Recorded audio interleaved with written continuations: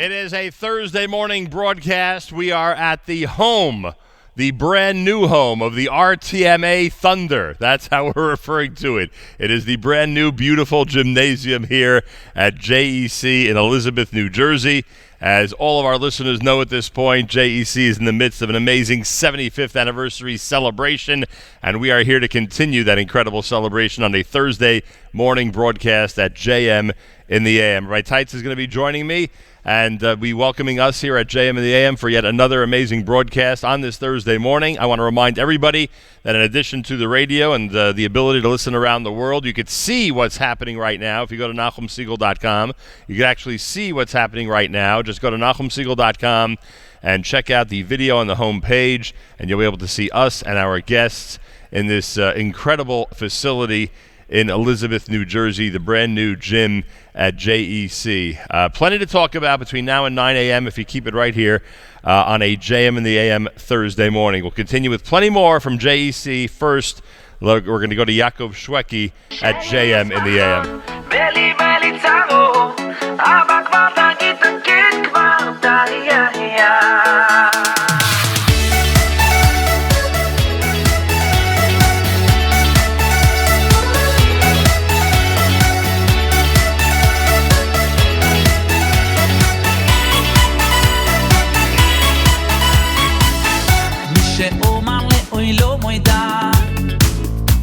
Oy lo moida mi she'oma tai ai ai ai yoy ma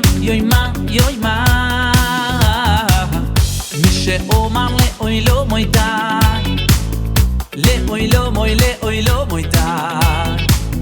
mi she'oma tai ai ai ai yoy ma dai let's all say no dai let's all say no dai.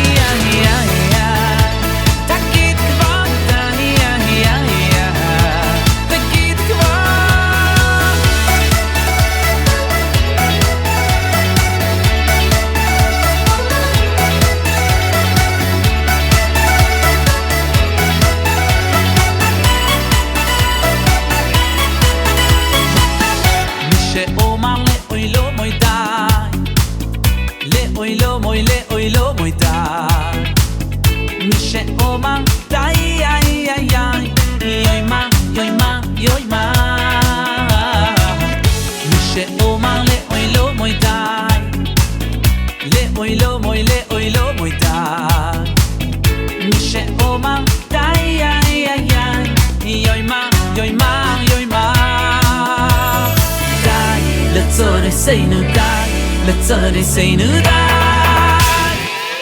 Shei usmacho, beli beli tzaro, aba kvar tagit kvar dai ai ai. Shei usmacho, beli beli tzaro, aba kvar tagit kvar dai ai ai. Tagit kvar dai ai ai. Tagit kvar.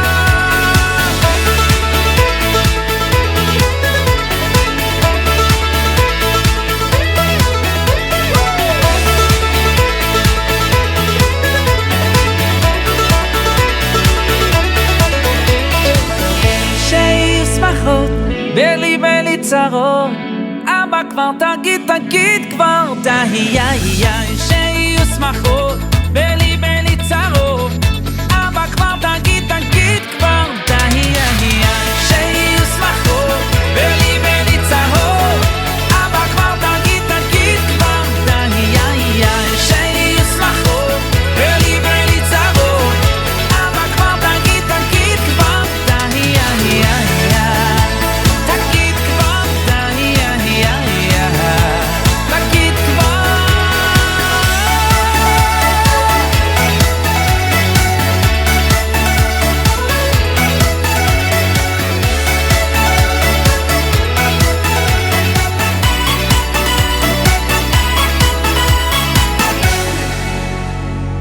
JM in the AM, live from JEC on this Thursday morning as the 75th anniversary celebration continues for JEC and all of its affiliated schools. Harav Elazar Meir Teitz is, of course, the Dean of JEC. He has been, we were just discussing off the air for a moment, our own transformation that we're going through at JM in the AM as the world of technology continues to evolve.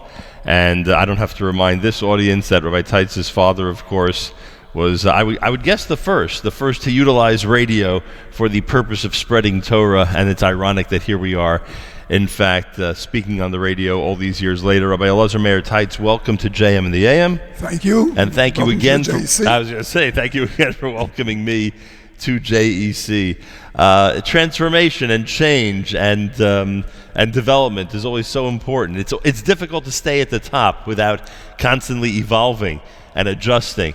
And just being here, by the way, in this physical facility, you and I, you better than I, but both of us remember what the old gym looked like and what the old facility looked like. And this is simply remarkable. Absolutely. But that's what happens. The school grows, and we have to develop with it. In fact, JEC has been symptomatic of change and development. The very concept of having a day school in a small town began in Elizabeth. Because when my father, Zechron Levracha, began the school, the only places where you could get day school education were New York, Baltimore, and Boston, period. And that was the first chidush, the first novelty. As far as the radio is concerned, yes, in 1953, he started to teach Gemara on the radio. And it was the first time that the radio was used for that purpose. As he said, there's a reason why technology develops, and we have to apply it for our benefit, for the sake of serving the Ribono Shel Olam, by spreading Torah through it. You know, there's some communities where the school or the yeshiva really is a separate entity, and this is not a criticism, just an observation. But here in Elizabeth, New Jersey, your family, your father first, of course, and your family has always been synonymous with the school and the community. Can you just speak to that point for a moment and tell our listeners how unique it is that the educational system has been such a unique part of the growth of the community? My father always felt that what was central to Yiddishkeit was Jewish education, and he made it the centerpiece of the community. The school is called the Jewish Educational Center. It's not just an education, it's a center for the community as a whole. And as he often used to say, in most places the communities maintain organizations. In the case of Elizabeth, the organization maintained the city. The reason it did not suffer what happened to so many old communities is because of the fact that there was a JEC here which attracted people to keep coming in and to benefit from what we have to offer. And that continues till today. Yes. People are observing the Elizabeth community going through yet another renaissance at this time. Absolutely.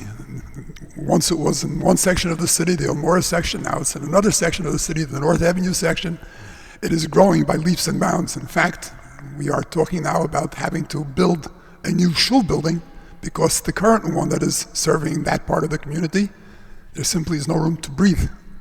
So what's the secret? You know, from your standpoint, after 75 years, there are many institutions that would be on the quote-unquote downside, and yet we see the growth and development that continues here. What is the secret behind all this? Never being satisfied. As I've often remarked, it's not my statement, we say, Miyale v'har Hashem u'miyakum b'mkom kodsho, who will ascend and who will remain. In spiritual matters of the spirit, there is no remaining. It's harder to stay on one spot than it is to ascend, because the alternative to ascending is descent, not staying still. And as long as we're aware of that and never satisfied with what we've got, always seeking to improve, that's Baruch Hashem what keeps it alive, thriving, and spirited. We're at a period of the year where so many people are considering what high school to send their children to. Recruitment season, I guess, would be the way to describe November in the Jewish community already at this time. I know you've enjoyed an open house very recently here at the yeshiva, and all the divisions are going to be going through their own opportunities to tell the community about the schools. What would you say to the average person listening about the JEC school system in general? How would you describe it? How would you tell them, what it stands for, so to speak? Well, for one thing, we believe not to go to extremes. We certainly concentrate on Limudei Chol, on the general studies, but on the other hand, Limudei Kodesh is still the primary And we need excellence in the one in order to be able to attract people for excellence in the other. But I would say overwhelmingly the main thrust of our education is the importance of the individual. They're not treated as numbers, they're treated as people. Let me give you an example. We usually have parent-teacher conferences. This year in the Mesivta, in the boys' high school, the conferences did not consist of parents coming down one-on-one with the teacher. Rather, it was the students, each student one-on-one with all of his teachers. This gives the teacher even greater opportunity to learn the strengths and weaknesses of the student and to convey to the student what is expected of that particular student as opposed to goals for the class as a whole. And it is this attention to the individual where the fact that we are not a gigantic school, and that helps, and the fact that it is big enough that we don't have to worry about not having enough to maintain programs, we're probably at the ideal size. And it's these things that I would say to people to consider. I'm afraid to say it, but I should. Above all, this should not be the student's decision, certainly not the student's decision alone. You can't expect a 13 or 14-year-old to know what his goal in life should be and where it should be obtained. And certainly that's a place where parental guidance should come in, which unfortunately these days is, almost not allowed to say it, let alone act on it. I would say those are words of good advice. Well, I thank you again, and continued strength to you. I know because of your schedule, we lose you to Daf Yomi now, because Daf Yomi and Limudei Kodesh, as usual, take priority, even over a radio show. Unfortunately. Thank you so much, Rabbi Teitz. Thanks. It's a pleasure meeting you once again. Always a pleasure. I have to mention that the Siegel and Teitz families go a long way back together. When our fathers, Nachum's and mine, Zichronim Livracha, were Rabbanim 3-4 miles apart. Rabbi Siegel in Newark, my father in Elizabeth, and they had a collegial relationship which should be emulated by Rabbanim in general. Tremendous Jewish leadership in those days, and it should continue. You're 100% right. Thank you very much. Rabbi Lozer Meir Teitz, who's of course a dean here at JEC, and always has a unique way of bridging the gap for us between the past and present as we celebrate 75 years. And we are sitting here in the most magnificent facility of the RTMA Thunder. They are the centerpiece of the brand new gym here at JEC. Plenty more coming up as we celebrate 75 years at the JEC in Elizabeth, New Jersey. And of course, RTMA and Brewera will all be represented this morning as you would expect. That's all happening here at JM and the AM. We go through our own transformation, as we've been saying, as we continue into a digital only platform coming up on December 1st. Make sure you are prepared for that. Make sure to install the Nachum Segal Network app in your phone. I was sitting with someone last night who installed the app on the spot, took about 20 seconds, and was thrilled to discover they're going to be able to tune in every single morning in a seamless fashion to us, even after December 1st. I was told that David Lowy is actually a JEC school graduate. We've got some of his music, and we have it for you right here at JM in the AM.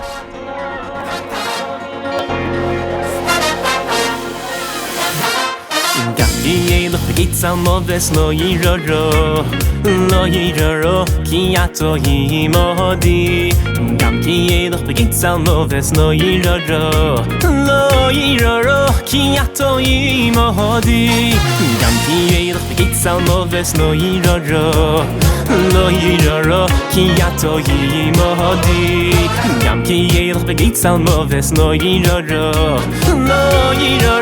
ki ato imodi Ki ato imodi, ato imodi, loi iroro.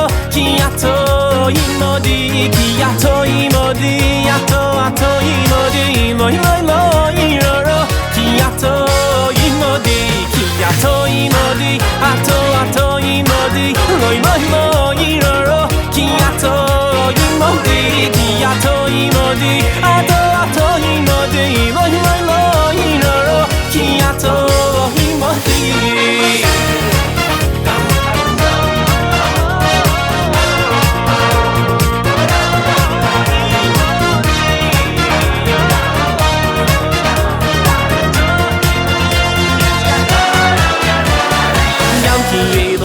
salmoves lo yiroro kiato yimodi gamki lo salmoves lo yiroro kiato yimodi gamki lo salmoves lo yiroro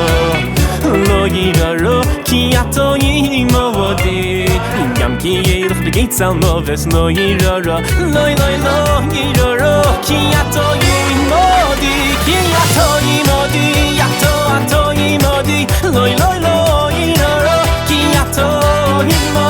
kiato yimodi ato yimodi kiato yimodi kiato yimodi yato ato yimodi kiato yimodi kiato yimodi ato yimodi kiato yimodi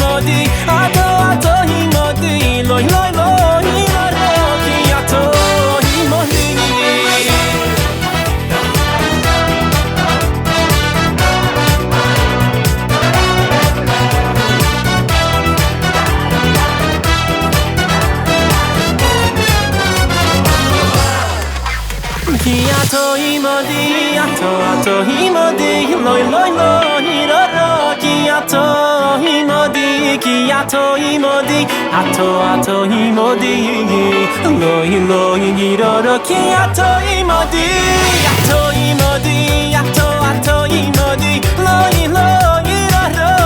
ato yimodi kiato yimodi kiato yimodi ato yimodi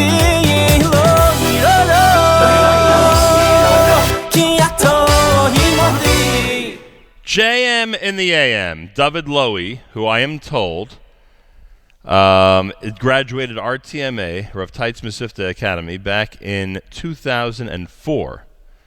And he's out with that album entitled Ata Imadi. That's the title track.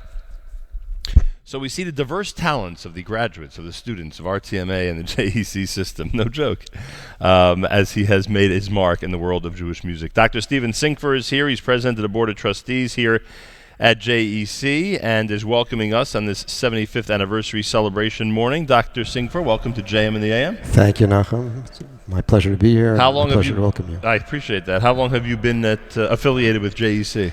I arrived here in September of 1968 when HYA could no longer field an 8th grade class. So is that a fact? That's a fact, yeah. I'm trying to think 68 why HYA would have been in that situation. I get because the neighborhood started changing already at that point, right? Changed a great deal, yeah. Wow. Your brother got out in time and we couldn't have an 8th grade. So I arrived in Elizabeth. So was my brother a year ahead of you? Yes, he was. Oh, that's so we were in Shear together. Oh, is that funny? Yeah. Boy, oh boy. I'm glad I asked the question. Well, then you probably more than anybody else, from a lay leadership standpoint, could talk about this incredible transformation and what the last and what many of the last 75 years have been like. Tell us how things are today compared to the old days. It's in some ways a world of difference. I mean, in terms of the way education has changed and children have changed, but there's so much continuity. I mean, I came into the building last night. We had open house. The first person I ran into was Rabbi Snow, who was here back when I was in high school. We played ball together. I asked him how things are going, and he said, this place is unbelievable. At the moment, Ami Newman was up on stage speaking, and he said, Principal. Yes, our new principal, RTMA principal, and he said, this guy is unbelievable. I've been here for years. I've seen them come. I've seen them go. I've never seen anyone like him. And the energy that he brings to the position, the enthusiasm that's just permeating the halls of the school is absolutely incredible. So I think that on the RTMA level, certainly we're very well positioned to run into the future. It's just a tremendous, tremendous vibe. And I'm sorry? No, and it's across the board. I mean, we've made tremendous changes in the last year. The elementary school level, lower school now, we call the JEC lower school. We brought in Rabbi Uzi Beer, who is also a dynamo, very much the same, cut from the same cloth. Yeah, we're going to meet him later on. He's just been incredible. I mean, the excitement and energy. I have 3 immediate family members who are on staff in the elementary school. My wife teaches first grade Limudei Kodesh for over the last 30 years. My daughter, Aliza, is the 2nd grade English teacher, and my daughter-in-law, Malki Sinkfer, is the 4th grade English teacher. And the excitement that they're coming home with, and the the stories they're telling me about the enthusiasm and energy that's in the school today is so heartening. I just feel this tremendous level of confidence about where we're going in the future. Dr. Steven Sinkfer is with us, President of the Board of Trustees. It's amazing how difficult it is. I mean, think about, the era when we were in school. Things seem so much simpler. Today, you need so many departments, so many specialties. Absolutely. A lot of attention to different problems that really didn't exist or we didn't know about back then. And yet, a school that's so steeped in tradition and has this long history is able to jump into 2016 and have all those services available. Well, we're working hard to make these things possible for the wonderful administrators that we put in place. We've got great educators on every level now. We also, early childhood, we brought in Ramona Rivka Isaacs, who has really brought tremendous skill, energy, enthusiasm to her position. Yeah, we have great people in place, and they want to do wonderful things. And it's our job as Board of Trustees to try to ensure that these things can happen and we can provide the best product possible and maintain and grow the reputation of the yeshiva moving into the future. Well, you certainly seem to be doing a good job at that. I wish you good luck as the 75th anniversary celebration continues, and I know there are a lot of events which we're going to be talking about that are coming up, really open to the community and things that you feel, you as a school feel are important to bring to the community. So continued good luck with that and great success during the school year. Thank you so much. Appreciate Pleasure having it. you Thank on. you for your help. Dr. Steven Sinkfer is here. He's president of the Board of Trustees and enjoying a Thursday morning broadcast of JM and the AM live from JEC. You can head to the web right now at NachumSegal.com and see our live video. ZK's behind the camera, and that's me if you're looking right now. As we broadcast from here, again, you can go to the live video at the homepage at NachumSegal.com. All of our social media is active, of course, on Facebook, Nachum Segal Network, on Twitter at Nachum Segal Net, on Instagram, Nachum Segal Network. You can go and check out the photos that we are posting as we speak. Plenty more coming up. It's a JM and the AM Thursday morning as we broadcast live from JEC, and we continue to celebrate its 75th anniversary here in Elizabeth, New Jersey.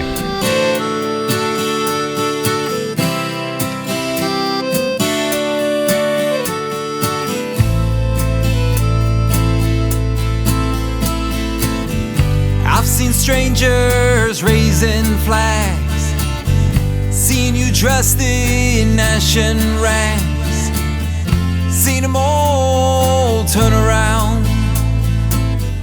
Just like you, I hold my ground, but I stand quiet, I stand still, like a rock throughout the ages. I'm just a stone from your home, I'm Jerusalem stone. And I've waited all this time, see you in this land of mine. And I've waited through the ugliness and grime, see you in this land of mine. Whoa, whoa, whoa.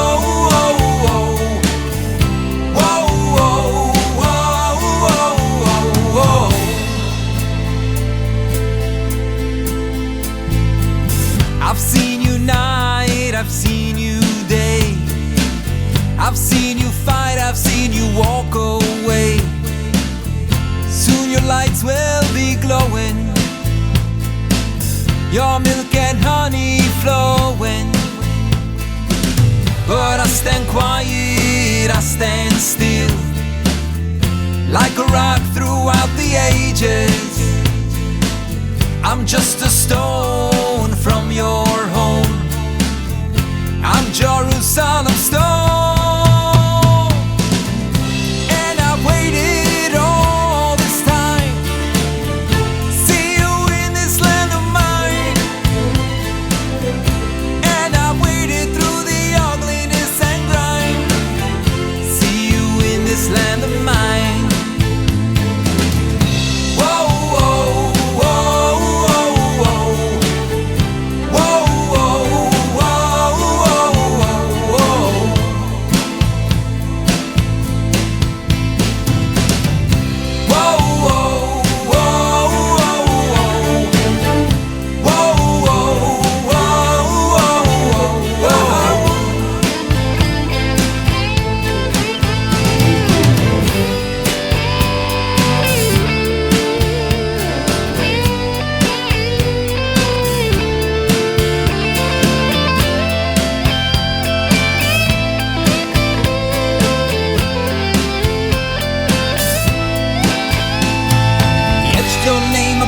my spine way before this thing called time. I fell twice but I'll rise once more. Made of stone, I don't cry no more. Etched your name upon my spine way before this thing called time. I fell twice but I'll rise once more. Made of stone, I don't cry no more. And I've waited all this time. See you in this land of mine. And I've waited through the ugliness and grime. See you in this land of mine. And I've waited all this time to see you in this land of mine. And I've waited through the ugliness and grime to see you in this land of mine. But I stand quiet, I stand still. I'm Jerusalem stone. JM in the AM. You can watch everything we're doing this morning by going to NachumSegal.com. ZK is trying to get my good side on the video. You successful at that or not? You're doing okay in that department? I thank you for that. Also want to thank Jamie Turkel and Yoni Pollack, who are working diligently to make sure that we sound as good as possible between now and 9 o'clock and that this show goes as smoothly as possible. By the way, the JEC Alumni Network has a unique event that is not only limited to those who are alumni, and I say this because the person that they are featuring is one of the most attractive guests and speakers today, especially in the New York area. The 5th annual Mrs. Chaya Newman Memorial Lecture will feature Judge Ruchi Fryer, and Judge Ruchi Fryer, who we've had on the air, is in fact a pioneering Orthodox woman. In this case, she's a pioneering Orthodox female judge. She has just won her election to the position of judge in New York City. And on Saturday night, December the 17th, at the Mrs. Chaya Newman Memorial Lecture, she will be featured at the Gala Malava Malka. It's happening at the Brewera campus on North Avenue in Elizabeth, New Jersey. She is she's a civil court judge in Brooklyn's 5th District, and a great speaker, and as I say, somebody who really has been a newsmaker in our community. So note that it's not just for the alumni that evening, it is for the greater community.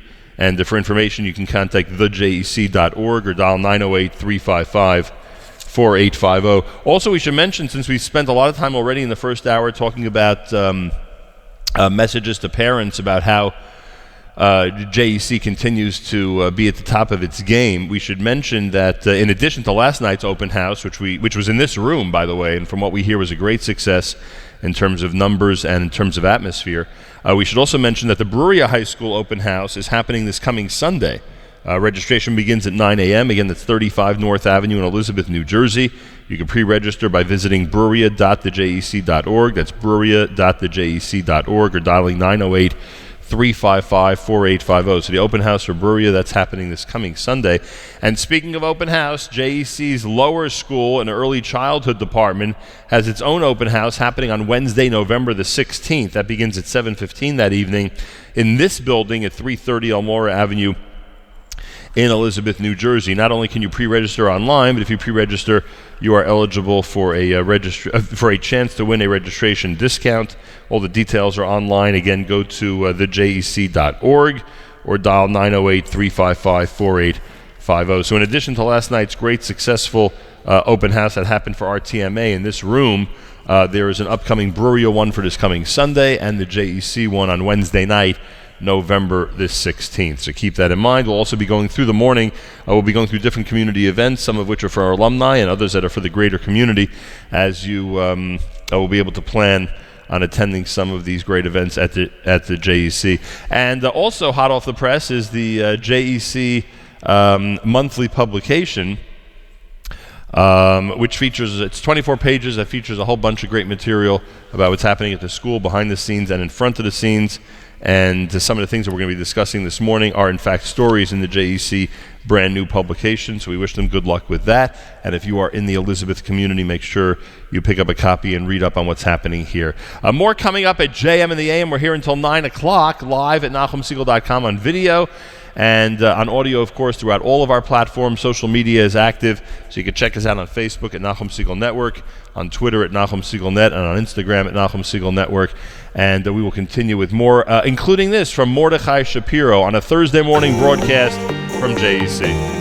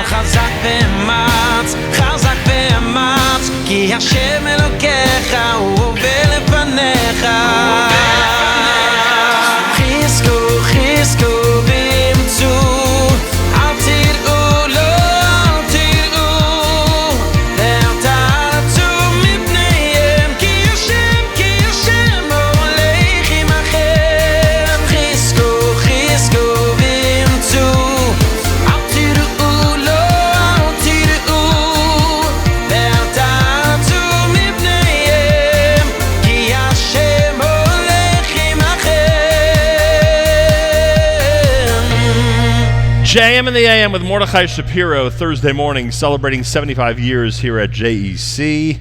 Dr. Rivka Blau is no stranger to our airwaves. She can speak about the history of JEC better than anybody else, or as well, I should say, as anybody else. Welcome back to JM in the AM. Great to see you this morning. Wonderful to be here. Thank you for having us. A pleasure. 1 second. Do we have it there?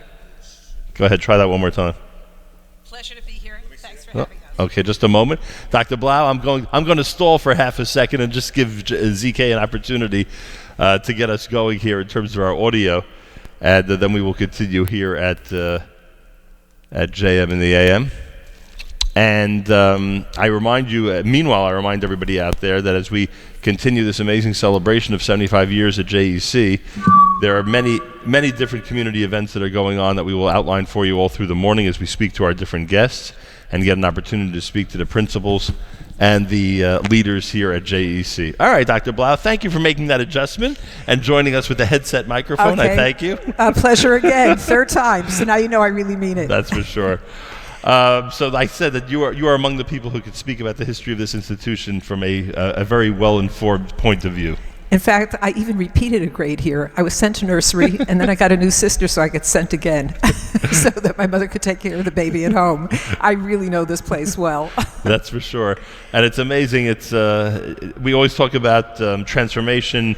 We talk about staying ahead of the game, doing what's necessary to remain current. And for some reason, this institution has been able to do that over all these years. I'll tell you an interesting thing about this institution. I hope it picks it up again. When I was in 5th and 6th grade here, we had all our Limudei Kodesh together because there weren't enough students to have separate 5th and 6th grade. I studied Gemara together with the boys, and I was very taken aback later on when I went to school in Brooklyn, because we only went through 6th grade then, that there was no Gemara for the girls. And the girls were very taken aback that I thought there should be. So I went home and I asked my father, why do people object to girls learning Gemara? So my father said, don't try to answer anybody. He said, if this generation is the generation where girls learn Gemara, it will go down as a golden age in Jewish history. And he quoted the Gemara in Sanhedrin that says, Batku midan v'ad Beersheva, that they checked the length and breadth of Israel, and they didn't find a man or a woman, a young child, a boy or a girl, who didn't know all the dinim, all the laws of Tumah v'Tahara, very complicated laws of purity. And he said that's what we should be aiming for again. We should be aiming for everybody to know. And when my father had the Daf Shavua, the radio program, teaching Gemara from 1953 to 1988, people used to send him postcards and letters with questions. And whenever one came from a woman, he would write back to tell her, I am so glad that women are learning Gemara because I'm teaching it over the radio. He thought that was a wonderful thing. How did he obtain this attitude toward Jewish education for ladies? He was very forward-thinking, and he thought the future was with education, and that the only way that anything would thrive in this country, Jewishly, would be if people knew. He felt that the biggest problem here was that people simply didn't know. I'll tell a joke that's not my own. I heard it from Miriam Shapiro, alaha shalom, and her husband heard it from the shamas in his shul, but it really says what was going on 50 years ago in this country. The shamas said that we used to be the Am HaSefer. Everything revolved around the Torah. But at that point, when we had Israel and the War of 48 had already been fought, so we became the Am HaAretz, very focused on Israel. But he said, unfortunately, we became the Am HaAretz, the ignorant nation. And we had to repair that. And that was what my father set out to do. Was he criticized for being a Jewish leader, an obvious-looking Orthodox rabbi, right, who had this attitude toward education for women? He was criticized for everything he did. That's how you knew he was successful, huh? When he started the school in Elizabeth, there was an outcry from the rest of the community, from the non-Orthodox community, which was the great majority. Who needs a day school? What are you doing? You're separating the kids off from the rest of the population. And my father said, on the contrary, we're making a contribution to America. If we raise kids with good values, we're making a real contribution. And he predicted then that if the community would invest in education, it would last. And if not, it would disappear. And now there are only Orthodox schools in Elizabeth, 5 Orthodox schools. The Conservative Temple closed about 20 years ago. Reform closed about 35 years ago. They didn't have continuity because the kids didn't know anything. And he felt, make it open to every child possible. Also, I will add... I love the story on that topic you told last time. Right, about the student who's... well, he wasn't a student yet. His mother wanted to give away Sfarim that had been left by a relative. Right. She said, nobody in this family can use them. Right. And my father said, isn't there a grandchild? Oh, yeah, I have a son, but he doesn't know anything. My father said, let him come to the JEC for 1 year, free of charge. Complete scholarship, let him just try it. And then at that student's wedding, my father gave him a present of the Sfarim that had belonged to his grandfather, which he could certainly use at that point and certainly knew how to study. And that his mother wanted to get rid of. Yeah. So. Amazing. We also speak about your father when it comes to the topic of Soviet Jewry, and it crossed my mind the other day because of the different political landscape that we're in now, and really the unknown seems to be dominant in everyone's thoughts. Question marks. The big question marks, and especially the relationship of the U.S. and Russia, etc. And you think about his role, and people listening to this who are under a certain age don't even realize what kind of effort, what kind of struggle, what kind of incredible revolutionary ideas were being undertaken by people like your father to help Jews in the former Soviet Union, what they now know as Russia. Right. Well, I think you and I both share something because both our fathers went many times and did not speak about it afterward. Because they both realized that if you speak here, somebody there is going to pay for it. Right. And they couldn't give names. For example, my father used to carry gittin back and forth, divorces back and forth, because sometimes one person made it out of Russia and the spouse remained behind. But then they both had their lives curtailed because they couldn't remarry, and yet they were not going to be living together. So my father worked together with the RCA, the Rabbinical Council of America, and together with other Rabbanim, and Rabbanim in Israel and in the United States, and in fact in countries in Europe also, but wherever possible to let people go on with their lives. That's just one small part of what he did. He saved cemeteries all over that were slated for destruction. Right. He built proper markers for the graves of people like Ephraim Grzinski, the Vilna Gaon, the Baal Shem Tov. It was a wreck when he came to the cemetery where the Baal Shem Tov was, but he found somebody to repair it. But those are just, those are wonderful things, but those are not the major thing. The major thing is that he brought Jewish education to Russian Jews. It had to be done in a very quiet way. For example, the Sidurim that he used to distribute had instructions to learn how to read Hebrew. You actually brought the Sidurim with you. Anybody watching on video, you can actually hold that up and people can see. This is a small Siddur, and comprehensive is an understatement. It has everything in it. It's called Kolbo. Correct. Everything is in it, including how to write a ksuva, including how to make tzitzis, including how to make tefillin, including everything that you could think of, how to live a Jewish life. And the purpose was to make it possible for people to do so. Now, again, Nachum and I both know that our fathers were criticized because nobody knew exactly what they were doing in Russia. And my father made 22 trips. I don't know how many trips your father made, but I know it was certainly more than 5, probably more than 10. My father began in 1964. And people used to ask me, well, your father must be working for the KGB, or he must be working for the NKVD, because how does he get this permission to go to Russia 22 times? And meanwhile, back here in the States, he was speaking against demonstrations. And when I was older, he explained to me why he did what he did. Every time he spoke against demonstrations, he got permission to get another visa to go to Russia. Right. And he said, let people consider me very unpopular. The goal of Jewish leadership, pardon me, is not popularity. But I have to help Jews there. And let the kids go on with their demonstrations. Let everybody go on with their demonstrations. Yeah. I'll speak against it. Only when I got older, did I realize that it was all a strategy on his part. And Exactly. it was probably heartwarming for him to see thousands of people take to the streets on behalf of Soviet Jews. Absolutely. He said that let the kids do it. That's wonderful. Sure.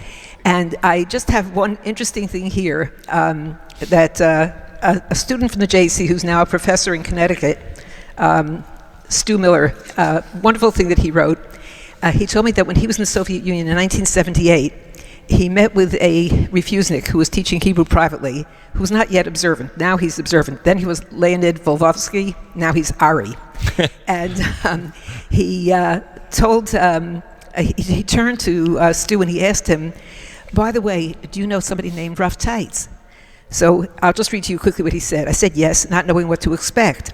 I had been privy to the movement's view of his activities over the years and wasn't sure what he was going to say.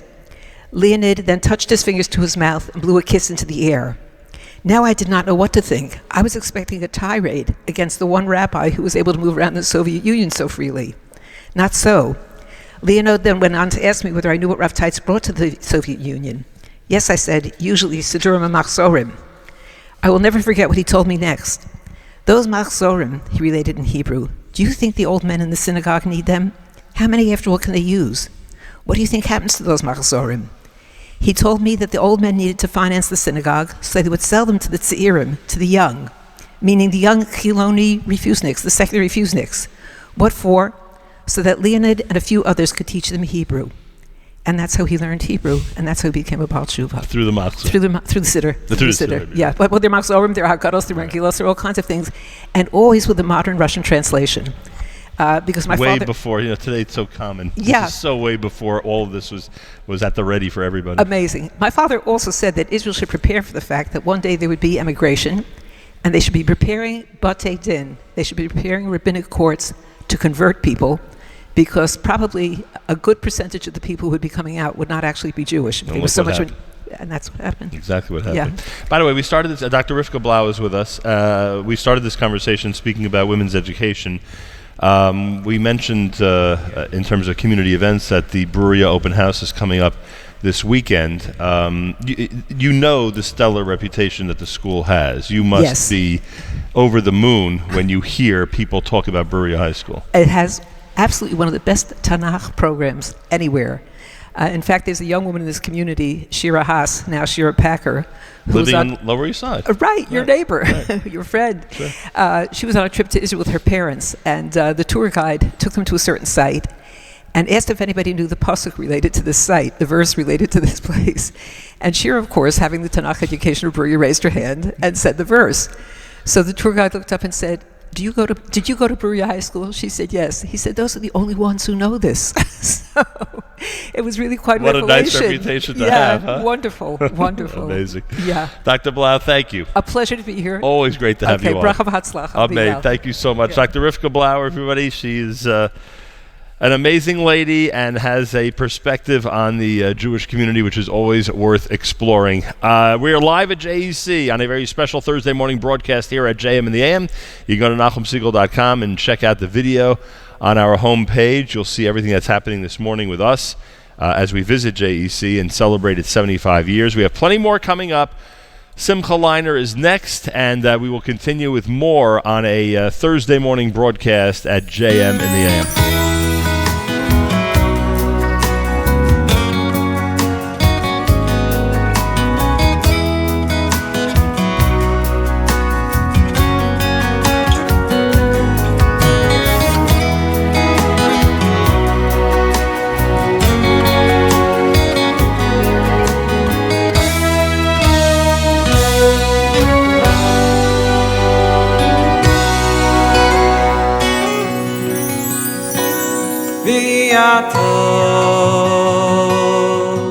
Im shamoya tishmu v'koili Ushmartem es brising V'isem li sigula Mikolo amim v'viato Im shamoya tishmu v'koili Ushmartem es brising V'isem li sigula Mikol amim V'yeso eschem al kanfei nishorim V'yovi eschem elai V'yovi eschem elai V'yeso eschem al kanfei nishorim V'yovi eschem elai V'yovi eschem elai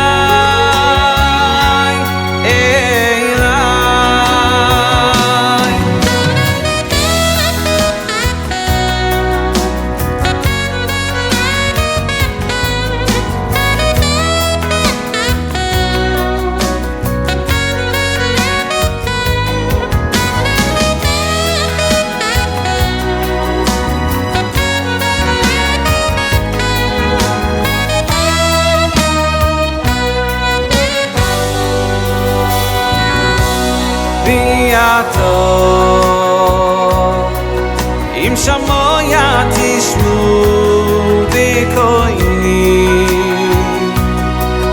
Ushmartem es brising V'isem li sigula Mikolo amim v'yato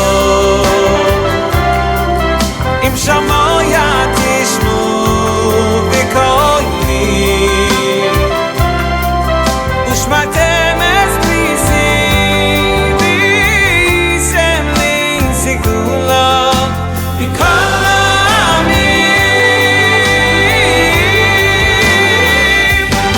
V'yeso eschem al kanfei nishorim V'yovi eschem elai V'yovi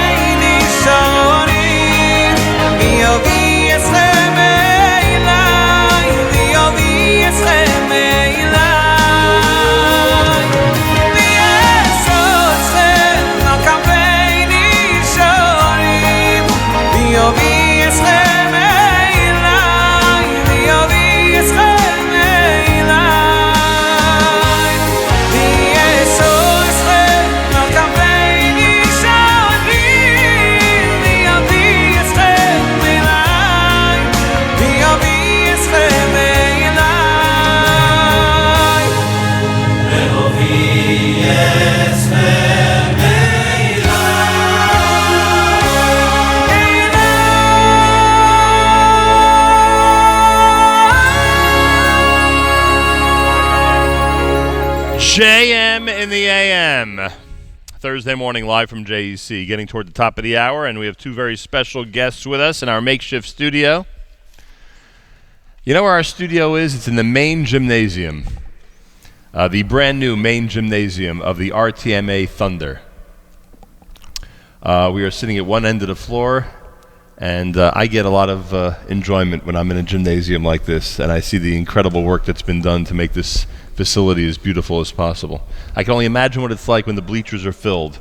Shayna Weitz is with us. She can tell us what it's like when the bleachers are filled, and Andy Schultz as well. Shayna Weitz is a Brewera graduate, a teacher and current RTMA parent. Andy Schultz is Director of Institutional Advancement. Welcome to both of you. Thank you for joining me here at JM in the AM. Good morning. Thank you for having us. Boker Tov. What's it like when the bleachers are full?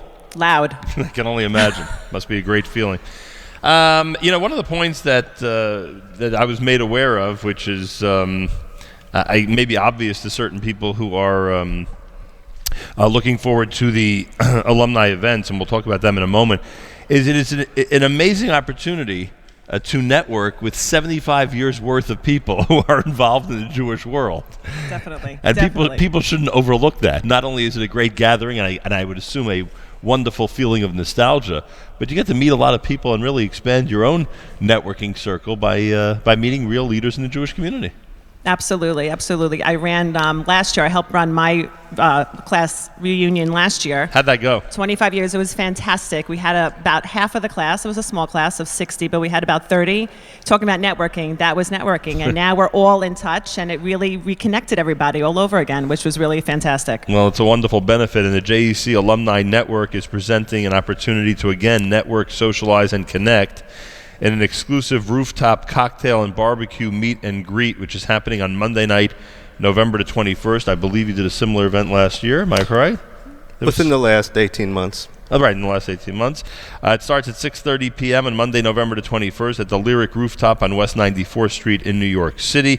There is an email address, alumni@jec.org, alumni@jec.org. There's a Facebook page as well, and of course you can call the school to get information about all of the alumni events. Has this gone the way you thought it would when you opened up this whole and really increased the whole alumni presence with the school? Actually, the successes exceeded our expectations. We found that alumni from throughout the last 30, 40 years have really taken interest in this, and we've been very successful, as Shayna mentioned, in executing some of the class reunions, but having more generalized events, opportunities for alumni throughout the years to connect with each other, both professionally, personally, and otherwise.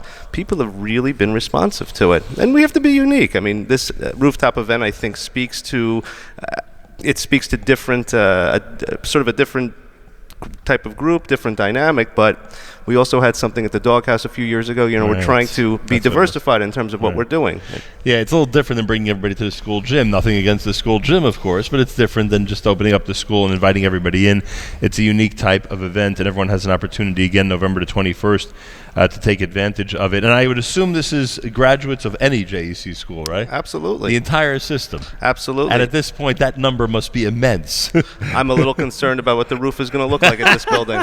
But I don't just mean for the event. I would think the alumni circle of JEC must be gargantuan. Huge, right? Huge, exactly. And by the way, any alumni event we're doing, I mean, we do it under the aegis of the Alumni Network, but it's really, we encourage parents, current parents, former parents, those who have a vested interest or otherwise in the JEC should come. These are wonderful, wonderful events, and in some ways we should brand them as events for the JEC family, Right. but we do want to emphasize the value of our alumni staying connected, staying engaged.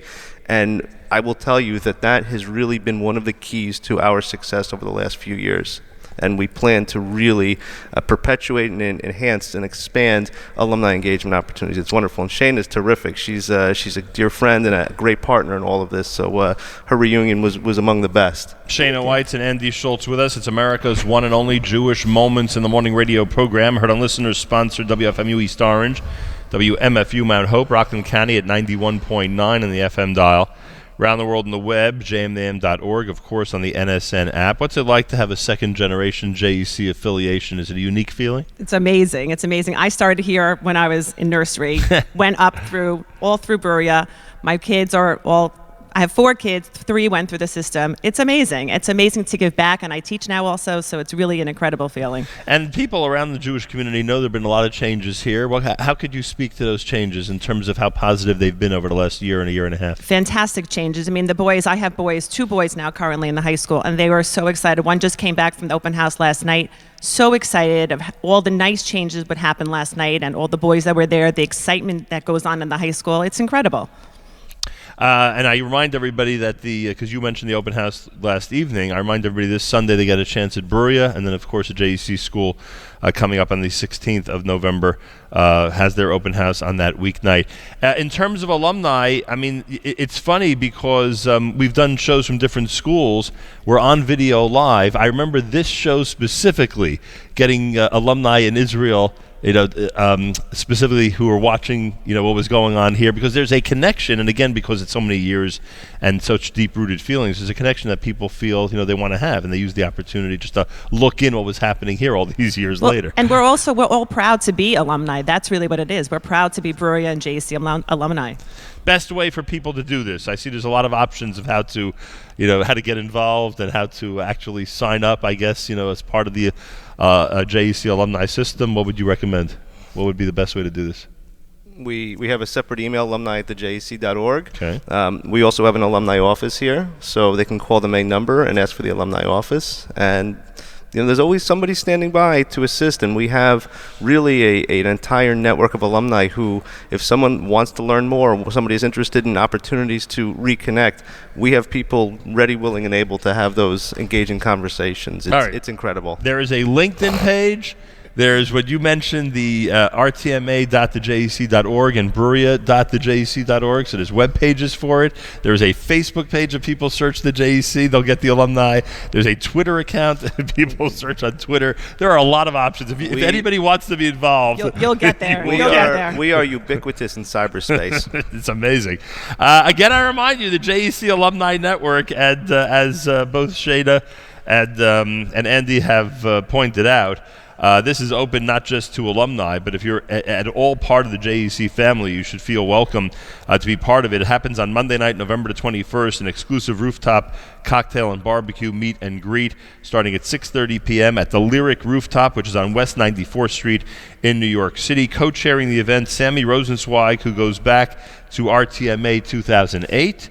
And Shira Teichman, who's Brewera 2007. So, of course, distinguished alumni are co-chairing the event. Information, alumni@thejec.org, or call the main office at 908-355-4850. And as I mentioned earlier, any of the social media sites, if you search the JEC, you'll be able to gain access. Anything you'd like to add on this topic?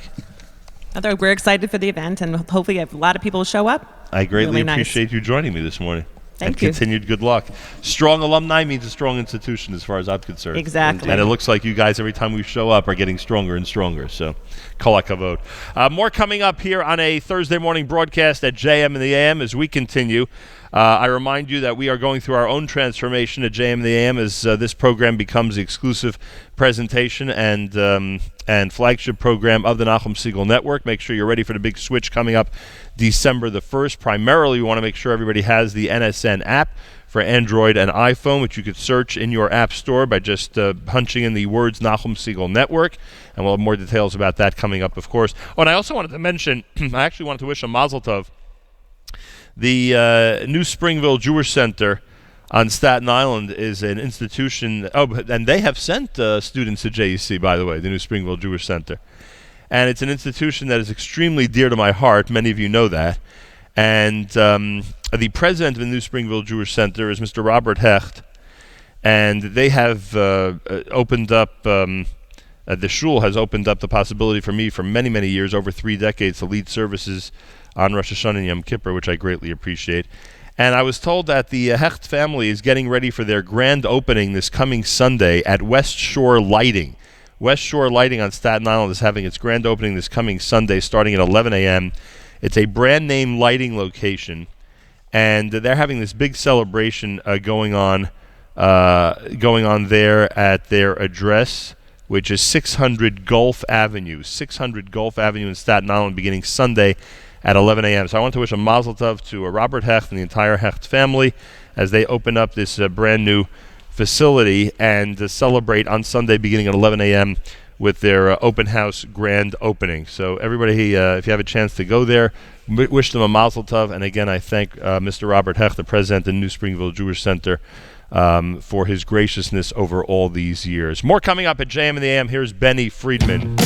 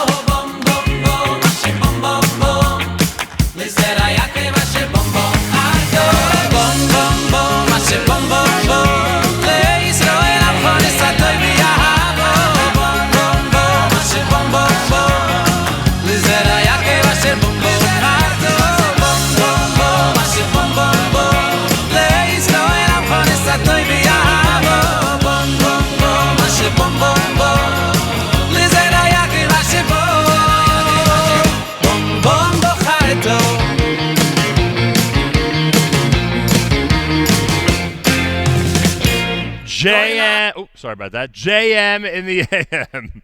That's Benny Friedman. We are live with our mobile studio in the beautiful brand new gymnasium at JEC, home of the RTMA Thunder. How are the Thunder doing? We'll find out. We are not coming to JEC, not doing a sports segment. We'll find out what's going on coming up. First, the people with the most difficult jobs in Jewish education. Dr. Akiva Perlman and Drs. Rebecca Michelle and Shoshana Friedman, they are all here as our guests.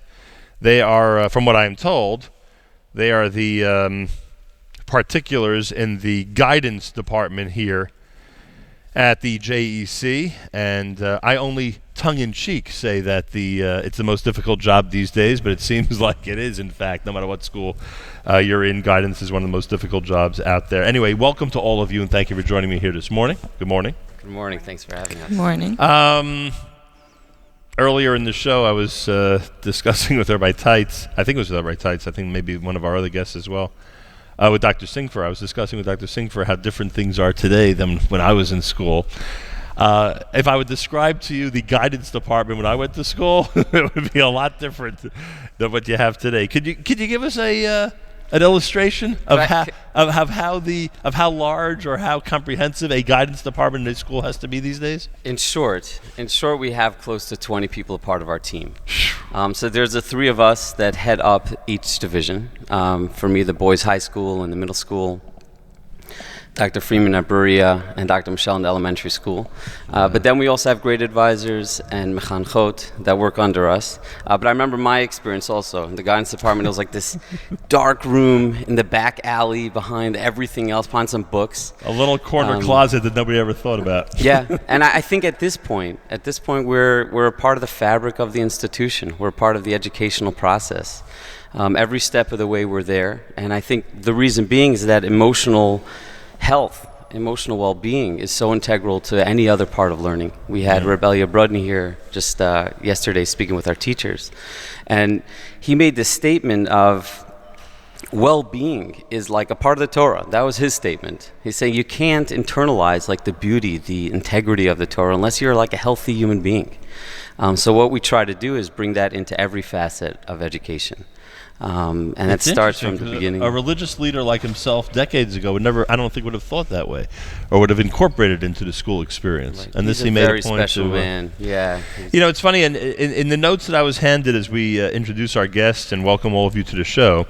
So someone made the point to say that every division is led in the guidance department by a doctor, meaning that, people now, in order to qualify for this position, really do need degrees and background, proper education, etc. And that's significant. That's important. Yeah, it's quite amazing. I think we do stand out in the fact that every division has a doctor. Every division is really the top in their field.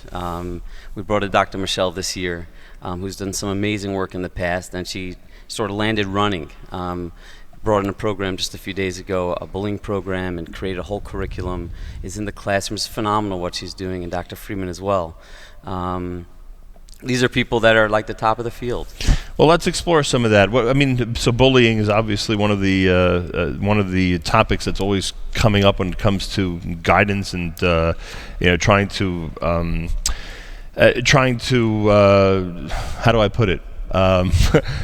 Run a school properly. It's certainly one of the top topics of the day. Let's go around. Just tell me some of the challenges that kids are facing these days and things that are coming across your desks on a regular basis. What types of problems are there? I think bullying became a hot word lately. For sure. And one of the reasons we were excited to have Dr. Norman Blumenthal here to discuss the topic earlier this week is to lend some clarity and insight into what bullying really is. And I think walking away, the parents really got a sense of that and understood that, thank God, this is not an environment where we have bullying. Do we have normal conflict? Yes. Do we have typical peer interactions? Yes. Is it bullying? Almost never. But we are trying to address the norm, the typical peer conflict, the typical interactions, to give them the tools to just deal with regular relationships and normal incidents on the playground, which are all part of growing up. Yeah, well, I guess. See, I'm trying to think back to the good old days, so to speak. It seems like these problems have always been, been at the forefront and always had to be dealt with. I assume we never dealt with it in such a formal. Yeah, we've just never given it a term or proper word. Right. And that word is bullying. And what we've needed to do is sort of create like a language, give the kids a language at a very young age. What does it mean to act appropriately, to be kind? To be aware of another's emotion, and then as they progress, it becomes a lot more complicated. The way we treat it becomes more complicated.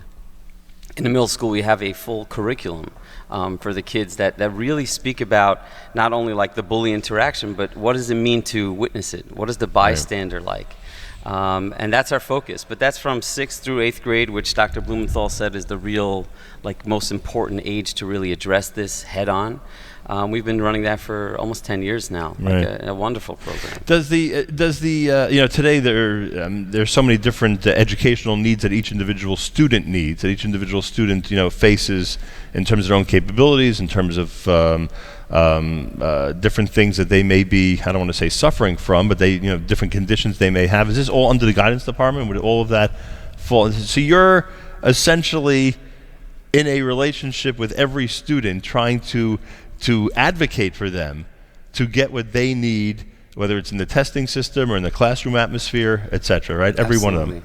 I think Dr. We Freeman actually can talk meet about with every single one of our students. Early on in the year, we get to know all the new students, have individual meetings with them. We have a phenomenal team in our school at Brewera of mechanchot that work with our students, meet with our students. At this point, it's only a couple months into the year. All of our students have virtually been met with by one of our grade advisors.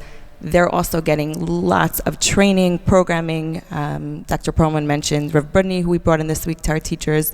He was talking about, a lot of the issues that they've been dealing with as teachers in the school, addressing a lot of topics that we really haven't had a forum to be able to talk about in other areas. They had an opportunity to ask questions, address more sensitive topics that sometimes come up with our students. So we're having these programs for our teachers. We're getting into the classrooms on a regular basis with our students. We're bringing in a healthy body image program now for our students. It's about, promoting positive body image, positive body talk to really contrast some of the social media messages that our students are getting.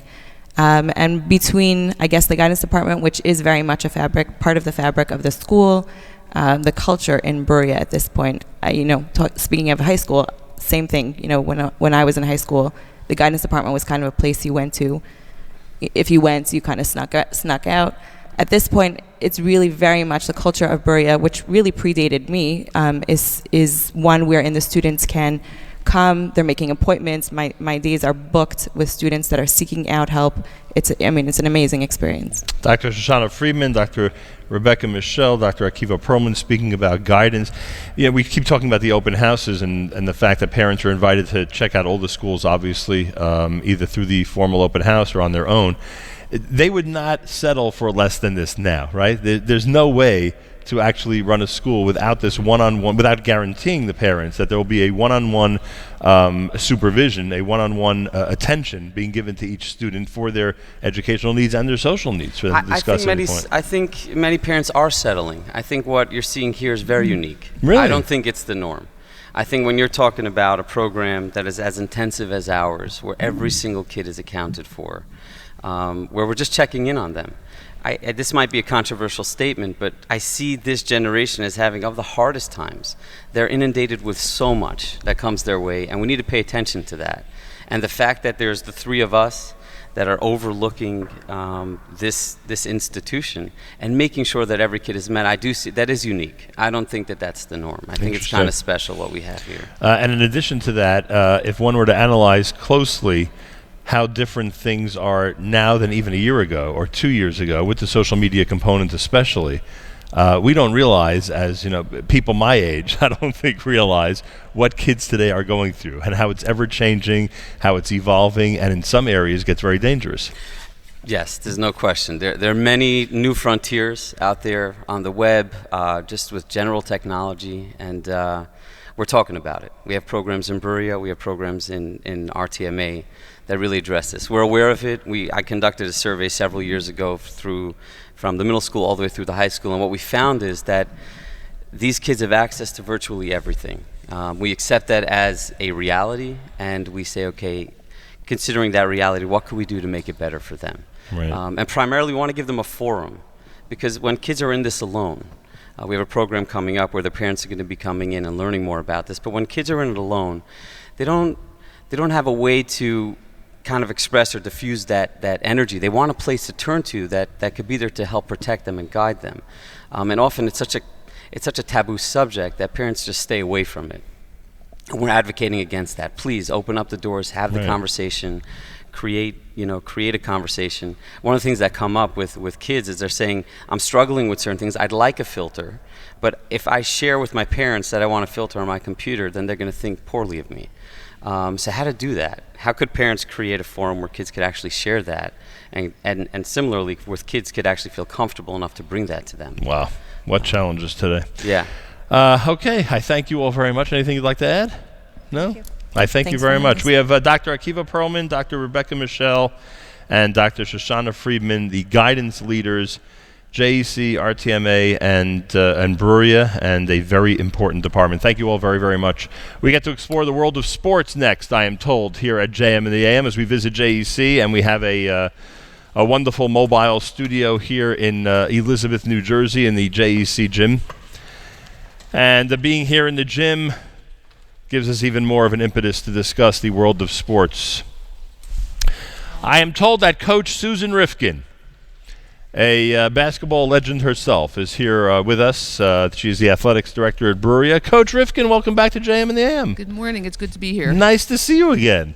I hope the team's off to a good start. The team is off to a great start. Are they taking practice seriously? They are taking practice seriously. You know, when I played, I came to Brewera. I went into Brewera, and I played in the old gym. I have great memories of that, and this happens to be an absolutely beautiful gym. It certainly with lovely padding on the walls and a great logo in center court. Yeah, it certainly is nice. I remember the old gym. Yes. I remember coming on a Saturday night to see JEC play against other teams.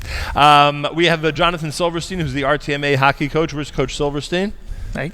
How's the team doing so far? Are they taking practice seriously? Very seriously, and so far so good. Coach Silverstein, you know it's the first couple of weeks of the season that set the tone for the entire year. You know that. I tell them that every year. And Avi Bornstein is with us, who's the RTMA basketball coach, and welcome to you. Good morning. As far as I remember, if I can recollect correctly, you had a pretty good year last year. Am I right about that? We had an excellent year, probably one of the best years in JEC history. Right. All three of the teams that we're involved with not only made the playoffs, but had a home game here in the beautiful rebuilt gym. Right, so that was a very successful year. And we have students with us. I believe Ariel Miodownik. Yeah, hi.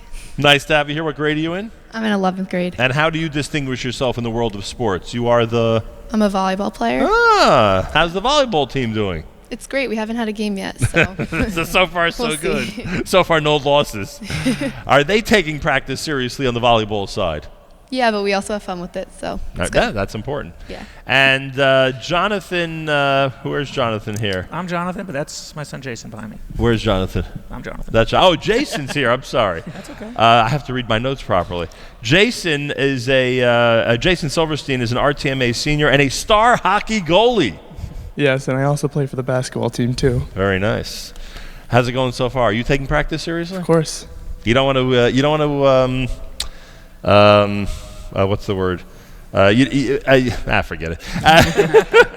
I had some type of goalie reference that I thought was good, and it just fell flat completely. All right, coaches, tell me why and how this sports experience enhances the educational life of students. How would you put it?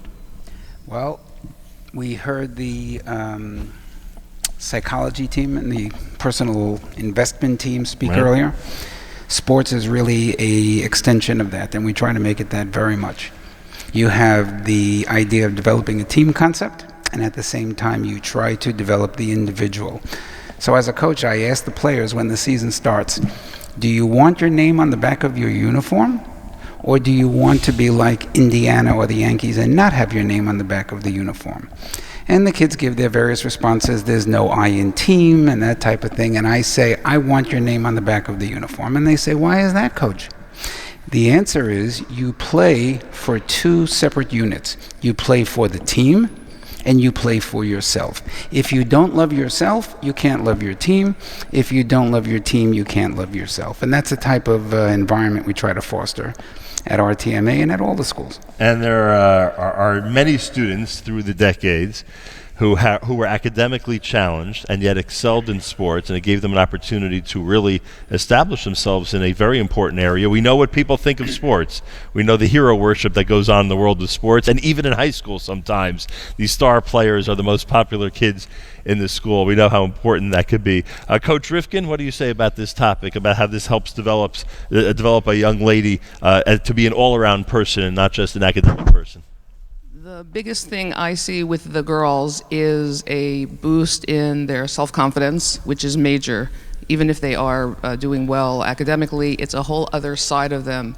They get to express themselves, they get to take on leadership positions, lead their teams.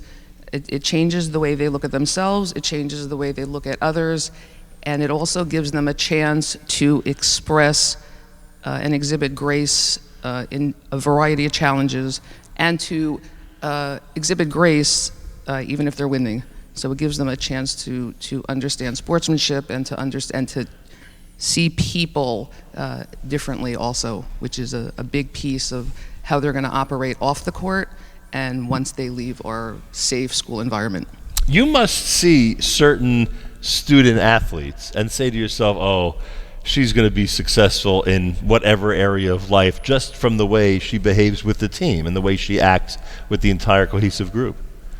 I see it. It's really interesting because a lot of times we pick captains based on how we see them, right. And the response we get is, I can't believe you made me a captain. You must have seen something in me that I haven't seen in myself. And then that springboards them into successes in other areas because somebody saw something in them and then gave them confidence to do other things, and then they carry that over well after high school. I hear that all the time with the kids that we put into these positions. And Coach Silverstein, not to start a basketball versus hockey war, because there's no war, but yeah. But the Yeshiva League, we always discuss, the two different sports, and we always find it interesting when the 8th grade star athletes get to their 9th grade schools. We find it interesting how they choose whether to go the basketball or hockey route. Not everybody's like your son who does both. But it seems like, I don't know, with hockey teams, there's an even, I don't know if we would say a different or unique a team environment that goes on the hockey court. How would you describe it? Well, it's a pressure-packed situation. Most games are very tense because of the fact that it's a very physical sport. It tends to create this camaraderie amongst the boys that it's us against them. Some games get a little bit heated. Some games hopefully don't get so heated. But when that heated situation creates itself, it really, it allows the boys to figure out who's got their back, who's there protecting them, who's there in their corner.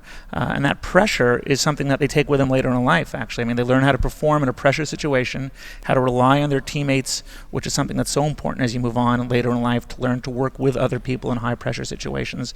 And you see that a lot more in hockey, only because of the fact that there is such a physical confrontation that takes place, that it really forces the boys to bond as a unit, and take on all the challenges that come their way, and a little bit more of a camaraderie-filled relationship. And it's a lower scoring game. Every point is even more important. Everything's a battle. Yeah. And as you say, a lot of pressure. Were you also a star goalie in your day? Or I was not. I played forward.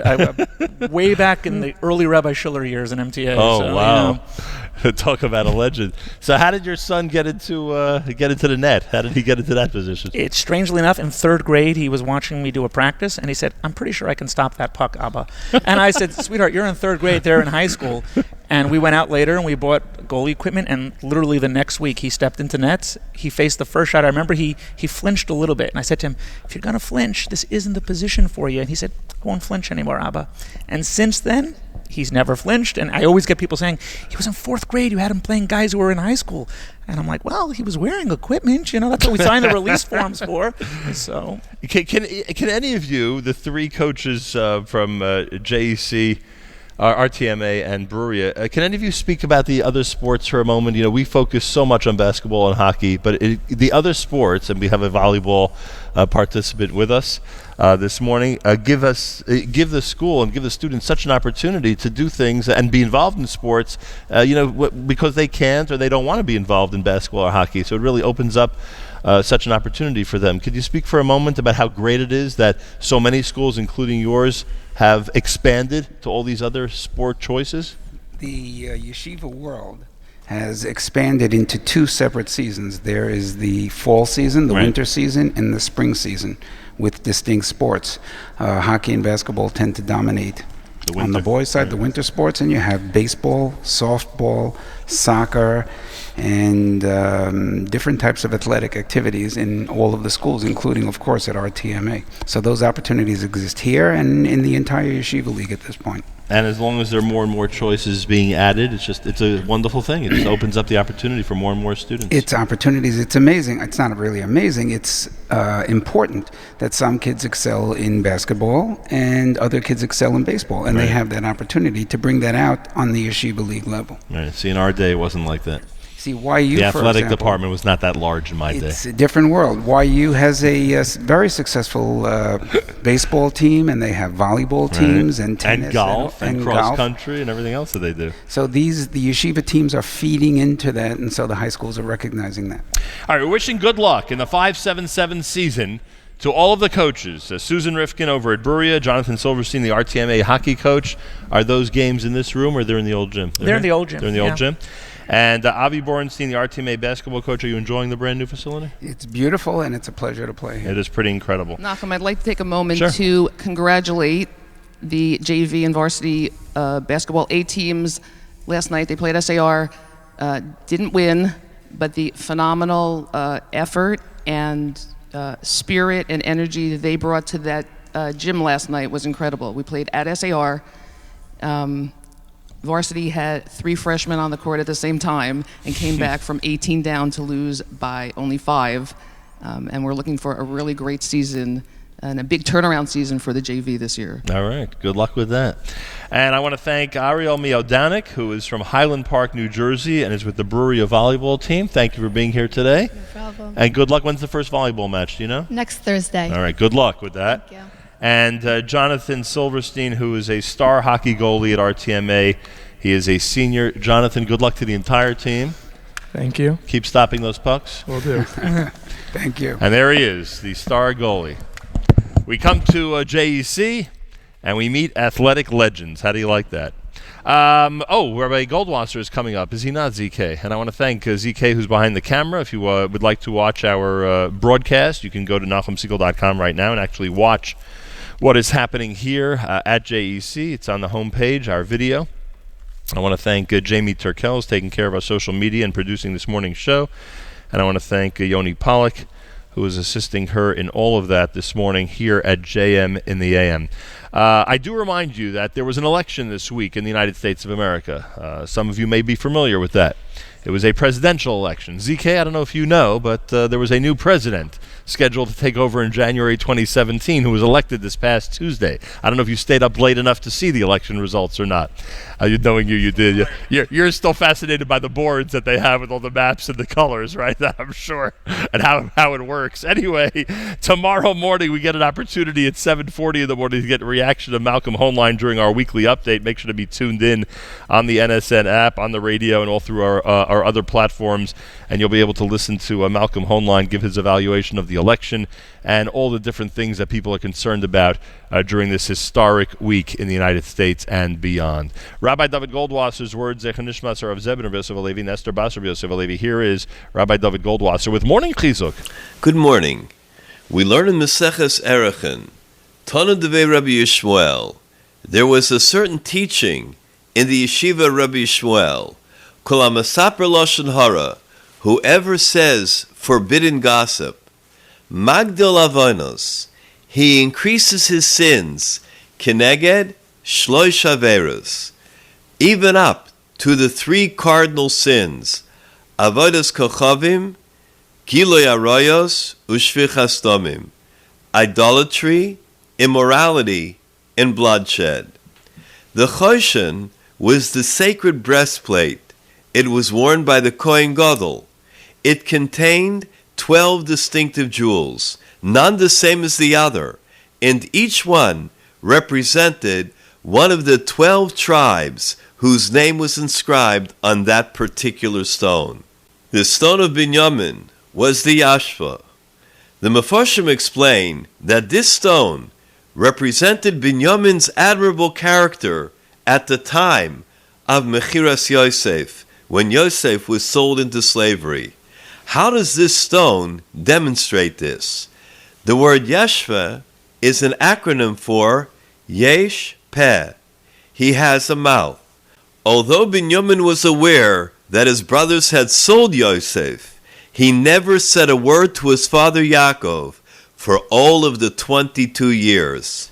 Rav Steinman asked the question, if Binyamin is praised for not speaking, why isn't the name of his stone Ein Peh? He has not a mouth instead of Yesh Peh. Rav Steinman notes that this comes to tell us that the essence of our power of speech is the strength to refrain from speaking. One who has the ability to do so, but knows how to guard his tongue.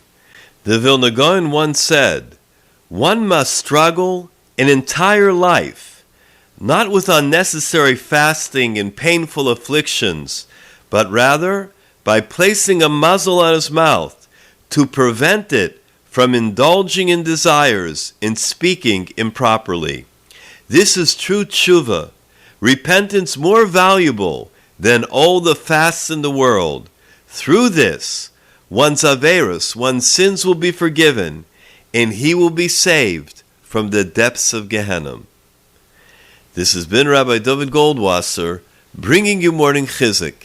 Have a nice day. JM in the AM, our mobile studio here at JEC. We are in the main gymnasium, the brand new incredible facility here at JEC in Elizabeth, New Jersey. We congratulate everybody on that, on having this wonderful brand new facility. It's pretty remarkable, frankly. And those of you who come for home games here at JEC will obviously see it and enjoy it. And those of you who are coming for your team's road games to JEC, you'll also be enjoying it as you fill up the bleachers here in the brand new facility. So here we are as we celebrate 75 years at JEC and continue this year-long celebration. This morning we get and by the way, I wanted to apologize to Jason Silverstein. Jason Silverstein is in fact the star hockey goalie at RTMA. I had misidentified him earlier, and I apologize for that, but come on out and see him stop those pucks for JEC. The early childhood division, led by Mora Rivka Isaacs. Where is Mora Rivka Isaacs? I'm here. Good morning. Good morning. How are you? Good. Baruch Hashem. And Alani Krause is here, who is an early childhood teacher in the early childhood division here at JEC. Good morning to you. Good morning. Let me run through a couple of things, because I know that on the 11th of November, which is this coming Friday, the JEC early childhood parents are invited to a coffee break hosted by Mora Rivka Isaacs and Dr. Michelle, who we met earlier. It's a morning of support, guidance, and collaboration, creating a safe space to discuss the joys and challenges of raising a preschooler. This is happening in the Beit Midrash on Friday morning, November the 11th, starting at 9:15. And that is this coming Friday. You're getting ready for that event, I assume? We are. Okay, so people should know about that. Also, we continue to talk about the open houses, and the early childhood open house is going to be happening on November the 16th. That's a Wednesday evening at 7:15. The JEC Lower School and Early Childhood Open House is happening on Wednesday, November the 16th at 330 Elmora Avenue in Elizabeth. That begins at 7:15 p.m. So you could check that out. And can you speak to this as well? Sure. This is the Bugle Babies, a musical Mommy and Me class, which happens every single Tuesday. This has already begun. Yes, it has. Can people still join in? Absolutely. It happens every single Tuesday starting at 9:30 for children 6 months through 3 years. Wow, you'll have kids years from now who are saying they went to JEC starting at 6 months and ended up graduating their high school. Beginning November the 1st, it already has begun. 9:30 a.m. every Tuesday in the JEC Lower School lunchroom here at 330 Elmora Avenue. You could use the email address to be in touch or the phone number. The first class is free, and you can get information about the rest of the semester. It's called Bugle Babies, a musical Mommy and Me class. So it looks like you have a lot of innovative things going on here. We do. We really do. Tell me about the start of the year. How has the early childhood department done at the beginning of 5777? Amazing, amazing. There's a lot of energy. There's a lot of enthusiasm. Is it a large early childhood? It's a fair size. We have a lot of parents and children from within the community and within the surrounding communities. We've got a nice amount of children. And what are the keys to running a good early childhood department these days? Ooh, you have to love what you're going to do. You have to better, have, huh? you have to love what you're going to do. You have to have passion for what you're going to do, and you have to believe where you are. You have to believe in the school that you're working with. How often in a typical day do the kids crack you up? Oh my gosh. Must be a lot of funny exchanges. Absolutely, absolutely. Lots of times during the day, lots of times. Almost as many times as I can come into the classroom and get a hug. Almost as much. Sometimes you say to yourself, is this kid an adult, with the way they respond to something, right? Absolutely. You don't know where they pulled that out of. So we're here with Mora Rivka Isaacs, Director of Early Childhood, and Lonnie Krause, an early childhood teacher. I don't know how this is divided up. Do you have all early childhood ages? Do you? Is it a specific group? Like, how does it work? We have nursery, kindergarten, and primer, 3 different grades. There are 2 classes in each grade. And what do you have the privilege of doing? Nursery. Oh, that's cool. My favorite. There you go. They come in and they're so little, and we get to watch them go throughout the grades and really develop and blossom in our early childhood. There are adults out there who remember to show appreciation to their early childhood teachers. Who I'm sure you hear from people. Absolutely. Who know that you started them out, who know that you taught them Aleph Beis, who know that that their first steps were taken in Jewish education because of people like you. So that must be an amazing feeling. It is. It really, really is. When a child who's gone to JEC and they're in the lower elementary school or they're in the high school and they come back and they see their teacher, their Mora, there's a special connection there. And you're right. There's appreciation. There's love. There's a certain connection that you can't duplicate. It's really amazing. All right, Mora Lonnie. Now that we're past the Yomim Tovim and we're getting into the real heart of the year, what are we doing today? What's happening in the early childhood department today? What are we concentrating on? This week, is it calculus? Is it geometry? What is it? Not yet. This week we're focusing on transportation as it relates to Parshas Lech Lecha. We do so many different fun activities with the children. We had a mock car wash where the kids wash cars in shaving cream, and it's really hands-on, and they put it in the water. We talked about different ways that we get to school, how we get from place to place. We always have activities and curriculum that's related to our Jewish background and our history and our Parsha or our holiday. So it's really all-encompassing. Did the kids ask you why Avram Avinu didn't just get into his car and drive there? Why? They did. Are you serious? They did. I asked them how Avraham got to Eretz Canaan, and they said, an airplane. And I said, nope, not yet.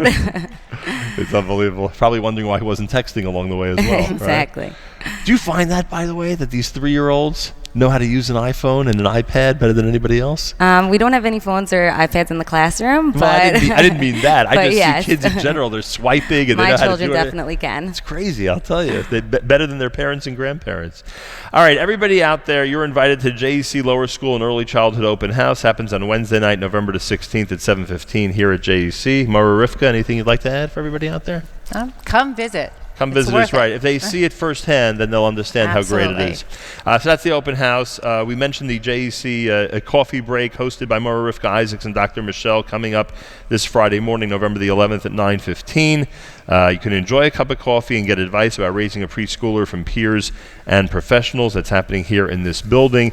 And the Bugle Babies we mentioned is every single Tuesday. People can get information here at JEC as well. Thank you both very much. Thank you. And good luck today. Make it a great day in the early childhood department. Every day is always a great day in the early childhood department. More coming up here at JM in the AM as we continue. We will meet some of the principals of the different schools and go until 9 o'clock this morning here at JM in the AM. Don't forget that we have an amazing lineup all through the day. Starting at 9 a.m. with Charlie Harari, 9:30 with Michael Fragan and his review of the election on Spin Class. Jew in the City with Allison Josephs comes up at 10 o'clock. Miriam L. Wallach and the That's Life program, which is concentrating on the Shabbos project today. And what was Miriam's other segment?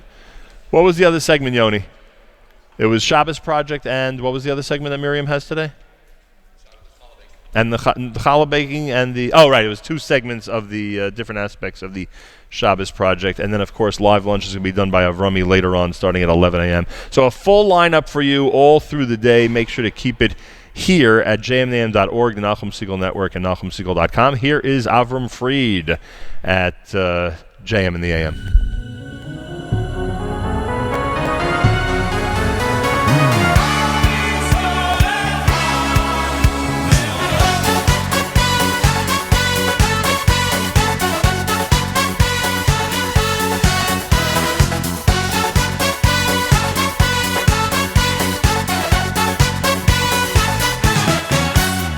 Kisahapoy b'mayim mitcholuni Ovanevu rois lo yishtefucho Kiseilech b'moyei shlo yisiko Velehovo lo yisivarba Kisahapoy b'mayim mitcholuni Ovanevu rois lo yishtefucho Kiseilech b'moyei shlo yisiko Velehovo lo yisivarba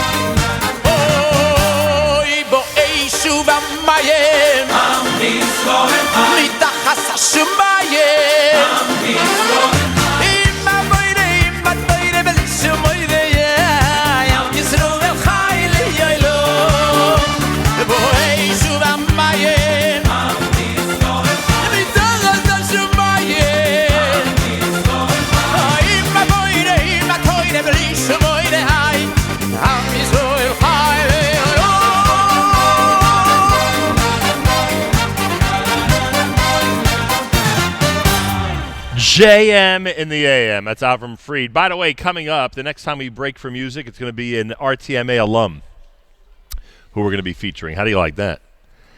Abigail Kraus gets a special shout-out this morning. Abigail is in 2nd grade, I'm told. And Abigail has learned the JM in the AM station identification by heart. And I saw the video of it just a moment ago. And we're going to be posting that. Go to the Nachum Segal Network Facebook update page. Again, it's Nachum Segal Network on Facebook. Make sure to like the page, and you will see a 2nd grader who knows our very long and voluminous station ID by heart. Of course our station ID is going to change. It's going to be much shorter. Pretty much, it's gonna be like years ago. 33 years ago, we started very, very short and just kept adding to it. We're gonna do the same thing now. We're gonna start on our digital platform very short, and I'm sure we're gonna be adding to it as the years go on. The lower school division here at JEC is led by Rabbi Uzi Beer, who I'm told, by the way, is a veteran of the Israel Defense Forces. That is correct. So an honor to meet you for more than one reason this morning. Thank you. Dr. Goldie Grossman is the assistant principal of the lower school division. Welcome to you as well. Thank you for having us. A pleasure. Thank you for being here. Rabbi Beer, how are things going so far at the start of 5777? This has been an unbelievable experience this year. When it's really challenging sometimes to create what your expectations are going to be when you're coming to a new school. And I think it's clear to say and very easy and comfortable for me to share that after interacting with the students, being overwhelmed by the energy in the classroom and the excitement and the investment that the teachers are making, that this year it's surpassed all of my expectations. When the process was going on, yes, and the courtship with you and JEC was taking place, were you getting the impression even then that this was a really good match? It was definitely it was feeling right.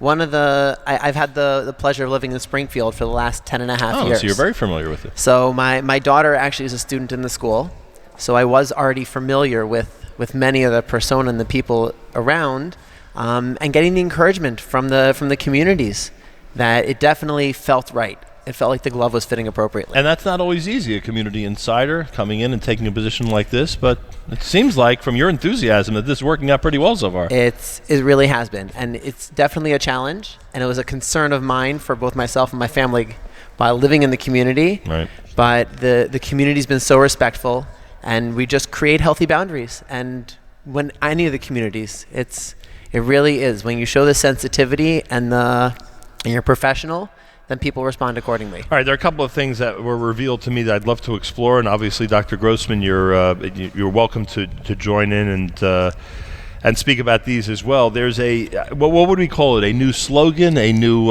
way of life. What would we call it? This proud to be JEC. It is our slogan. It is our motto. It is our hashtag that we live with.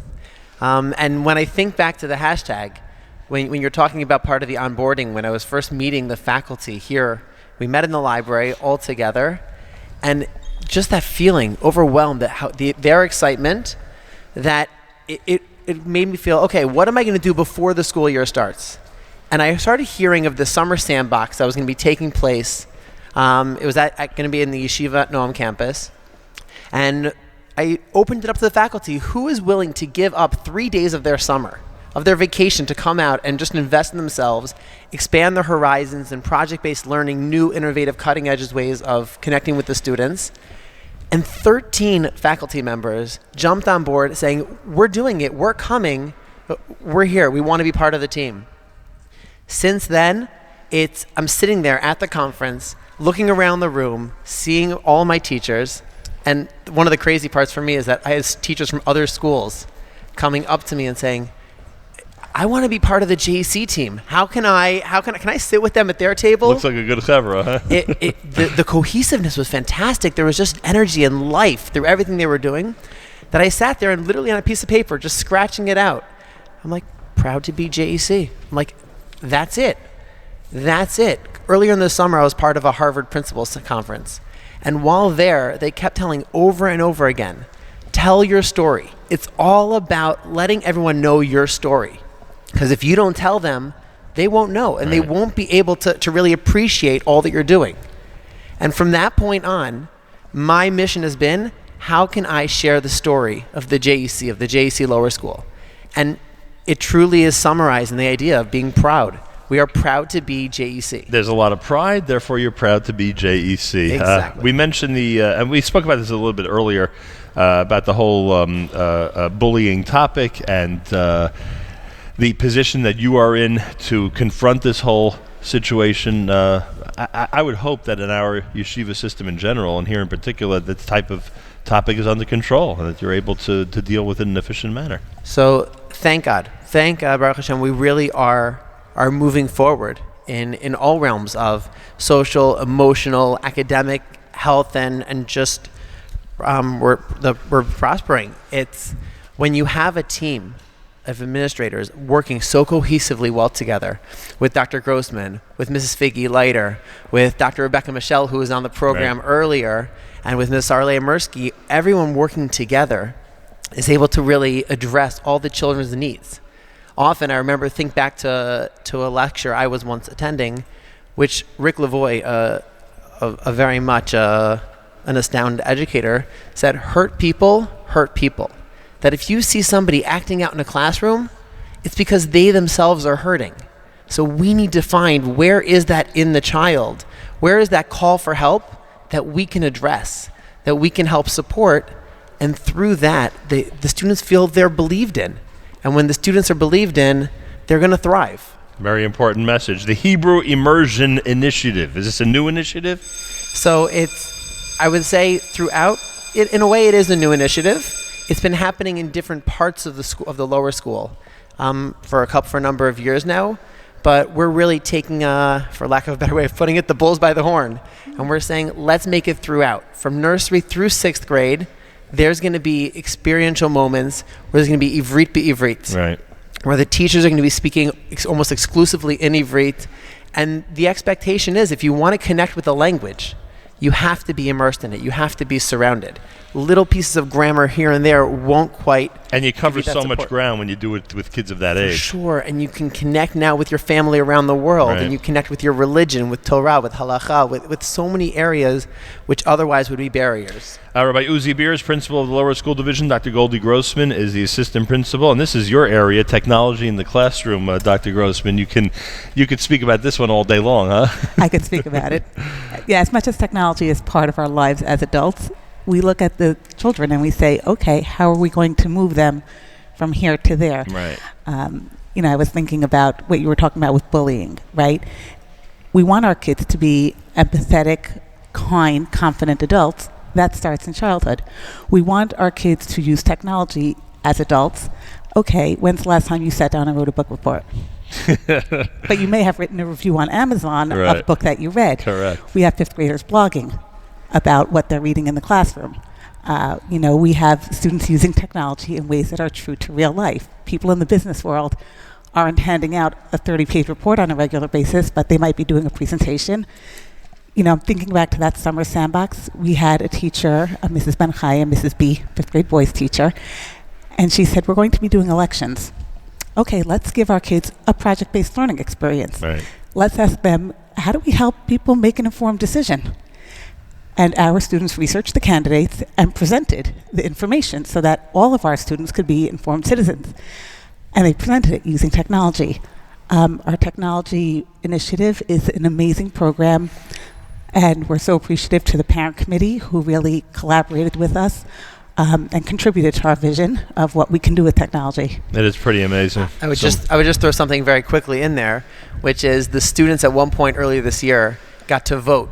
While trying to teach elections, we wanted to teach them of the democratic system, and they got to vote who is going to be the president, which teacher the president for their lunchroom. Whether it was going to be technology with games, whether it was going to be lunch with games or lunch with technology, and overridingly the lunch with technology won, and we were able to create an entire almost like cafe of technology in the lunch in the gym, where students all were surrounded throughout the gym, each had a different device, playing different educational coding games that will allow them that are fun, but at the same time helps them expand their connection with the outside world. Boy, school is amazing these days, I must say. And in the area of professional development, are you satisfied with the way things are going? Oh, thank God. Things are amazing. Just a couple days ago, we had our in-service day, and just thinking of the depth and just the reflection that the teachers had throughout the day, such dedication, such open arms saying, let's expand our horizons, let's connect with the students on a deeper level. How can we be here to validate them when they're coming to us with their concerns? How can we be here to make sure our classrooms are running as smooth as possible? And not smooth because we're here running a rigid system, but smooth because the students want to learn. They're feeling engaged, they're feeling the connection, and it really brings the learning to life. Now I see why there's been a lot of enthusiasm about you being here, frankly. You're off to a really great start, I must say.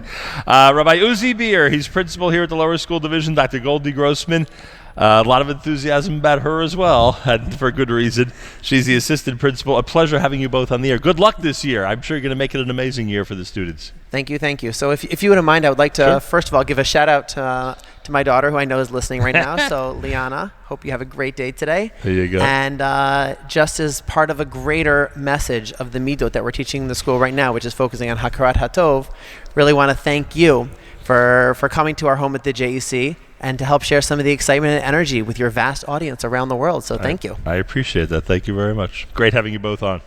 More coming up from JEC. We promised you a song from an RTMA alum. David Lowy, as we discovered earlier today, is an RTMA alum, and he has a whole bunch of amazing selections, including this one. David Lowy at JM in the AM.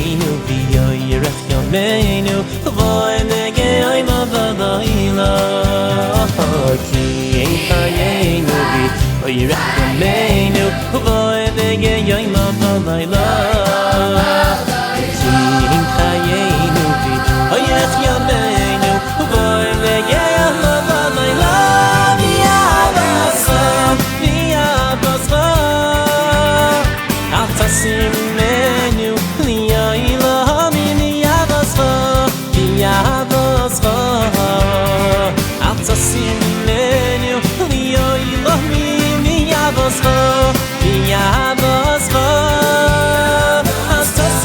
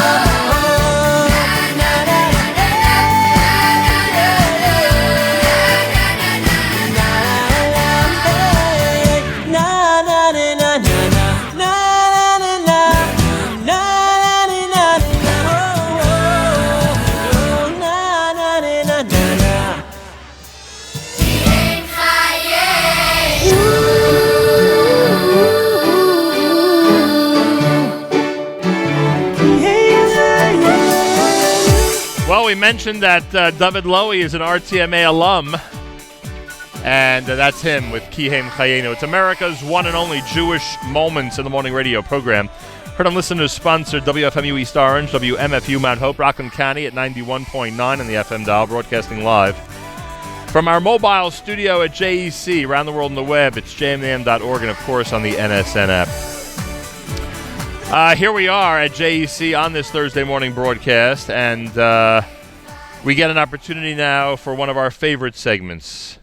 It's one of our favorite segments because it includes some of our favorite people. The Brewera division here at JEC features a principal, Rabbi Joseph Oratz. Rabbi Oratz, welcome back to JM in the AM. Always a pleasure. You saw my reaction when you walked in the door. Love coming in to see you. I always love reuniting with you. Thank you. Mrs. Aliza Blumenthal is here, Director of Student Life. Mrs. Blumenthal, how are you? How are you? Nice to have you here. Our listeners are always demanding that you be on the air more and more often. Totally. So I'm glad we're able to fulfill their wishes this morning. Thank you. Nice to have you here. We have with us Shlomis Pikes, who is the, help me with the proper title, the Associate Principal of Brewera, correct? That's correct. And as we've pointed out in the past, your educational legacy is pretty amazing. Daughter of Mrs. Newman, who I always cite as one of the greatest advocates of JM and the AM early on. She saw the value of this show before anybody else did. She was a fan of yours from the beginning. She was incredible, and we're always quoting her. The GO president is here. That is Shlomit Waxberg. Shlomit, how are you? Good. Thanks so much for having me. Nice to have you here. And who am I missing? Who am I forgetting? Junior high. And junior high coordinator Zahava Greenwald is here. Zahava, welcome to the show. We have an entire panel of people representing Brewera High School. Rabbi Oratz, is Brewera off to a good start for 5777? I've got to tell you, Nachum, this is absolutely the most unbelievable year. The energy that has been generated in this institution is electric. It is so great to have everybody really moving in the same direction, and Baruch Hashem, Brewera High School, along with all the other divisions, we're having a fantastic year. It's been awesome. We talk about the reputation that JEC has in general, and we know it's an amazing one. You have a uniqueness, I think, with Brewera that it's just, it continues to spread far and wide, your reputation. You know, we had our professional development day on election day, and I was just watching my faculty do their thing, just be with each other, share ideas with each other. That's without the kids being there. And then as soon as the kids walk into the building, the place becomes an unbelievable place for learning and for growing. It's really awesome. Love it. I don't know which of our panel are going to address each and every one of these issues, but we could start. There was actually a live election debate, and we know how fun those debates could be, especially in this election season that we all just enjoyed. What was that like? So we actually modeled it after a town hall meeting. We wanted to get as many questions in as possible. We had Assemblyman Gary Scher representing the Democrats. Good choice. We had a Trump advisor, Commissioner Steve Rogers, representing the Republicans. Nice. And we had a whole list of questions. I brought you some for later. You can read it through and enjoy. Yeah, I didn't get enough of this election, let me tell you. But these are student-generated, and they're awesome. Okay. And we ran it town hall style so we can get as many questions in as possible. And to make it clear, just so people understand the difference of what you did compared to what I did, you concentrated on the issues as opposed to the personalities. Well, I got into trouble by concentrating on the personalities. You know, our students are for the most part too young to vote. Maybe we have a handful of students who are old enough. So how could they get involved? This was an incredible classroom discussion at the outset. They generated questions, and we asked these questions of the two representatives. We also had our ASAC committee heads present the platform's position on Israel, which is, obviously a subject that our students are very interested in. And most important, because it made a difference in this election, we had a PowerPoint presentation prepared by our political science, AP political science class on the Electoral College process, because most people don't understand it and can't explain it, but it did make a difference in this election. The popular vote was much different. The room was rocking. Red, white, and blue bunting, flags, kids cheering. They came in wearing hats and T-shirts, and the energy was incredible. And they sat for over an hour listening to every single answer, and the conversation continued well after the program. All right. You mentioned cheering. I don't know, for some reason it seems there's always cheering going on. Girls? In Brewera. That's the way it seems to me. Next on our list is the Tehillah-mathon. It's This is in fact what made the front page of the JEC, Jewish Educational Center, inaugural issue of the newspaper that I have in front of me. This was done in memory of Joseph Wolf. I mean, somebody who is such an important figure in the history of this institution and the community. Right. Every single year, what we do is we have before Yom Kippur, we get the kids together, and we actually end up saying the Sefer of Tehillim over 6 times in the span of about 45 minutes, the entire Sefer. And this year, in memory of Joe Wolf, we decided to dedicate the monies that were raised towards tzedakah in his memory. And actually, Mark Wolf came and Mrs. Wolf came and joined us. And Mark actually spoke for a couple of minutes. Joe Wolf really made a tremendous difference to Jewish education, to Jewish values throughout the world, and certainly to the JEC. So we felt it is certainly appropriate for us to honor him. And we sit here in the Sidney Wolf Gymnasium, and we give a special shout out to the Wolf family, who are so dedicated to so many community causes. And it's not easy. Anybody who knows the history of Jewish philanthropy, it's not always easy to convince people how important Jewish education is, but boy, did this family get it. Yeah, they got it. Pretty amazing. Are the parents of Hallel Ariel were here? They were visiting JEC? They were visiting Brewera? They came to Brewera. That's pretty. For those who don't remember, of course, she was murdered by terrorists, and her whole story made such a worldwide impression on the Jewish world. Right, and her parents, who are just the most amazing people, came to the area, came to really North America, and told us when they walked into our building that we were the only school that they were coming to on their tour, on their speaking tour. Wow. And it was an amazing moment. Mrs. Ariel said to me when she walked in the door, we were walking through the hallways, and she said, "This is the type of school my daughter had been in. This is the type of school that my daughter would be in right now." She brought her 2 other daughters with her, and they were playing in the gym, and they had an unbelievable day while the Ariels came and they spoke to us. I think what the girls really took from that day was, first of all, the first words out of Mrs. Ariel's mouth when she stood up was she told us, "Do not be afraid to go to Israel." She says, "I can tell you that because a very scary thing happened to me and my family, and I want to tell you, please do not be afraid of going to Israel." And then she told us about how the day happened, but she more talked about what happened afterwards and the chizuk that she gets from people. She talked about the week of Shiva, and she talked about all the people who visited, and she was really inspirational. The girls were just staring at her. We felt a unique presence in the room when she was there, and I told her afterwards when I stood up and I thanked her in front of the students. I told her that she gave of herself to us just now, and because of that, there are 360 girls that are going to try to emulate the midos that her daughter had in this world, and that although her daughter's presence in this world physically is not here, who she is going to continue in these 360 girls who never met her. And it was an unbelievable morning. Talk about making an impression. And those types of events, as difficult as it might seem to certain people, are life-changing events. You know this when you were a student. You know this as a teacher on this end now, that it's just these are life-changing experiences that kids have. Yes, and I will tell you that as the students go through their time at Brewera, we try and give them these moments so that it could take them into the next part of their life. This past Shabbos, I had 3 graduates at my house for Shabbos. It happens to be that they're from 3 different grades. So they were each talking about the things that they got from the school and things that they remember. Some of them are things like this, that of course, last year we had 7 Chayalim that came and spoke to us about the war, and it was amazing. So it's things that of course we know on paper the goal is to do that, and then there are things that we don't even realize that we're doing every single day that leave an impression on us. No question about it. We were with our entire panel from Brewera here at JEC.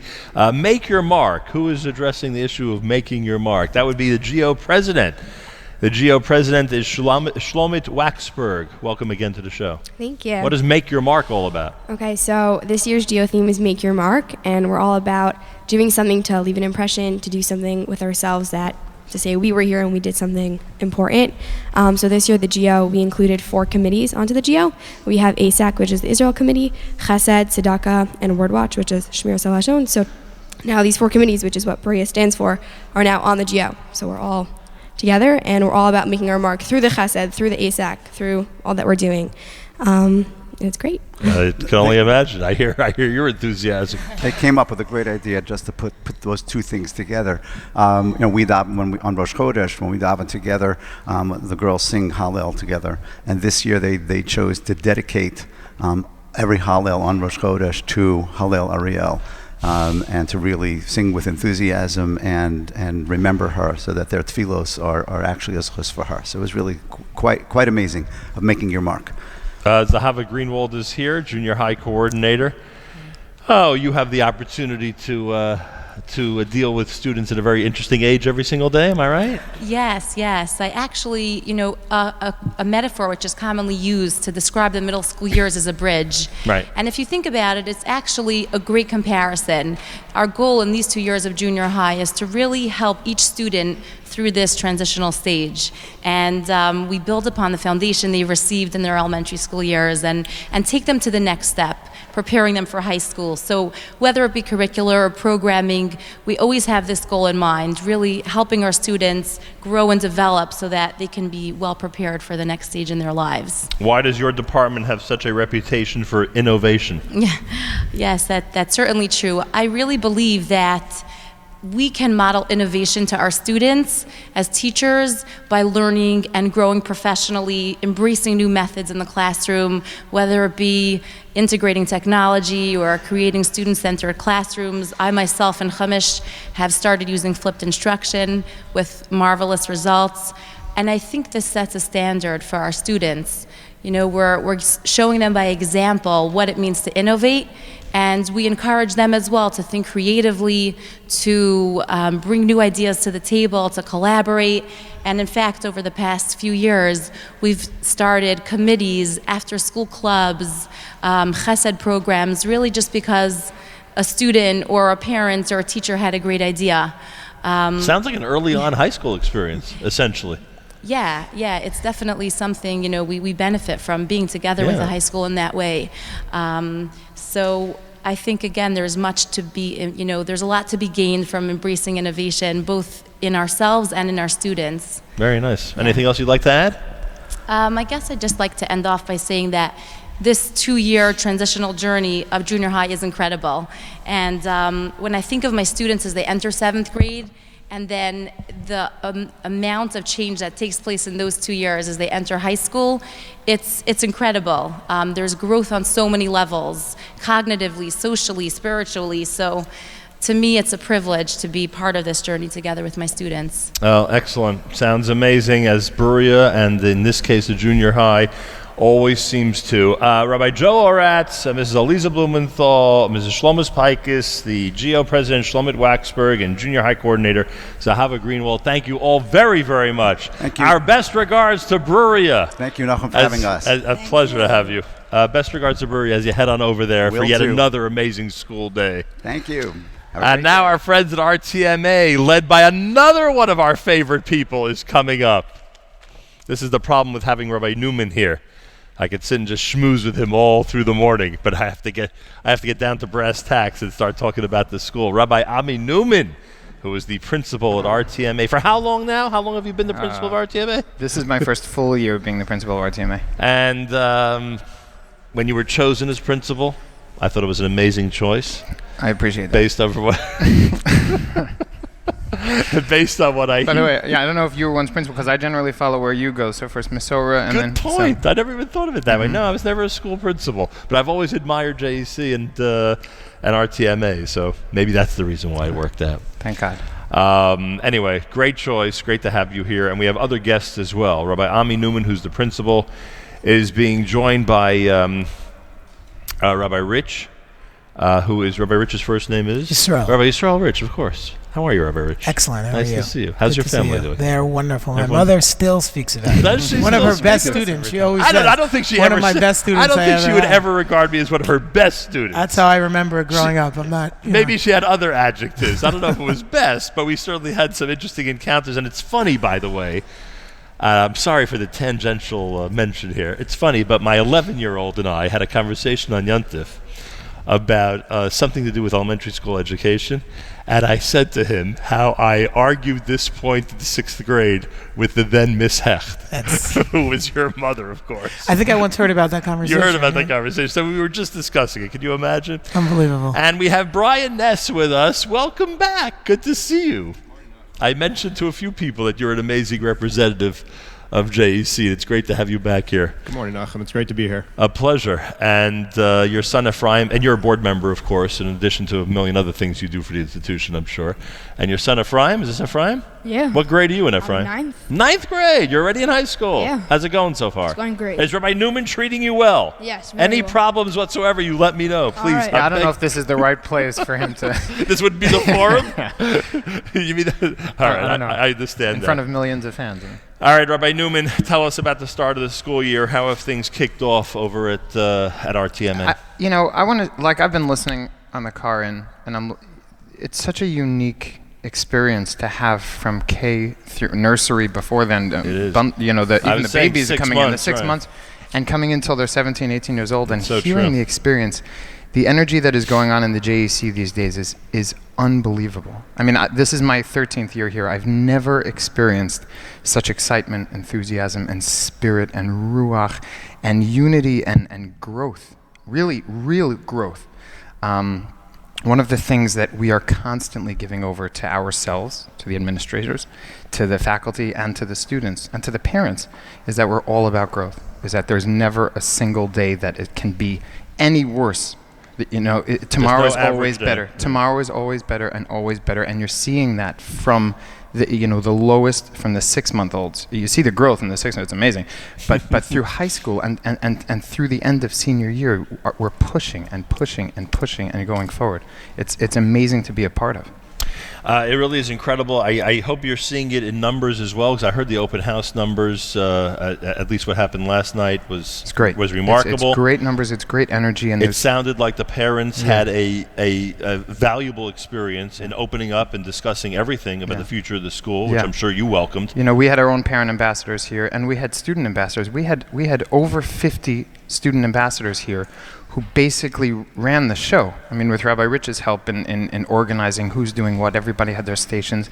We had, in this room last night, we had all the parents who came to visit sitting on the bleachers, and we had a panel of parents and a panel of students who just, fielded questions. Right. Anything that That's the what I parents heard. threw at them.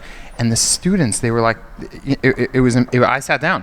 Literally, at some point, I just sat down and stopped moderating because the boys took over and they did it themselves. And to see the independence and the growth and the willingness to be vulnerable for these boys was incredible. It just made me proud. Rabbi Yisrael Rich is Director of Student Activities. Can one argue that student activities now, as a position, is as important as some of the principalships? And I'm not trying to.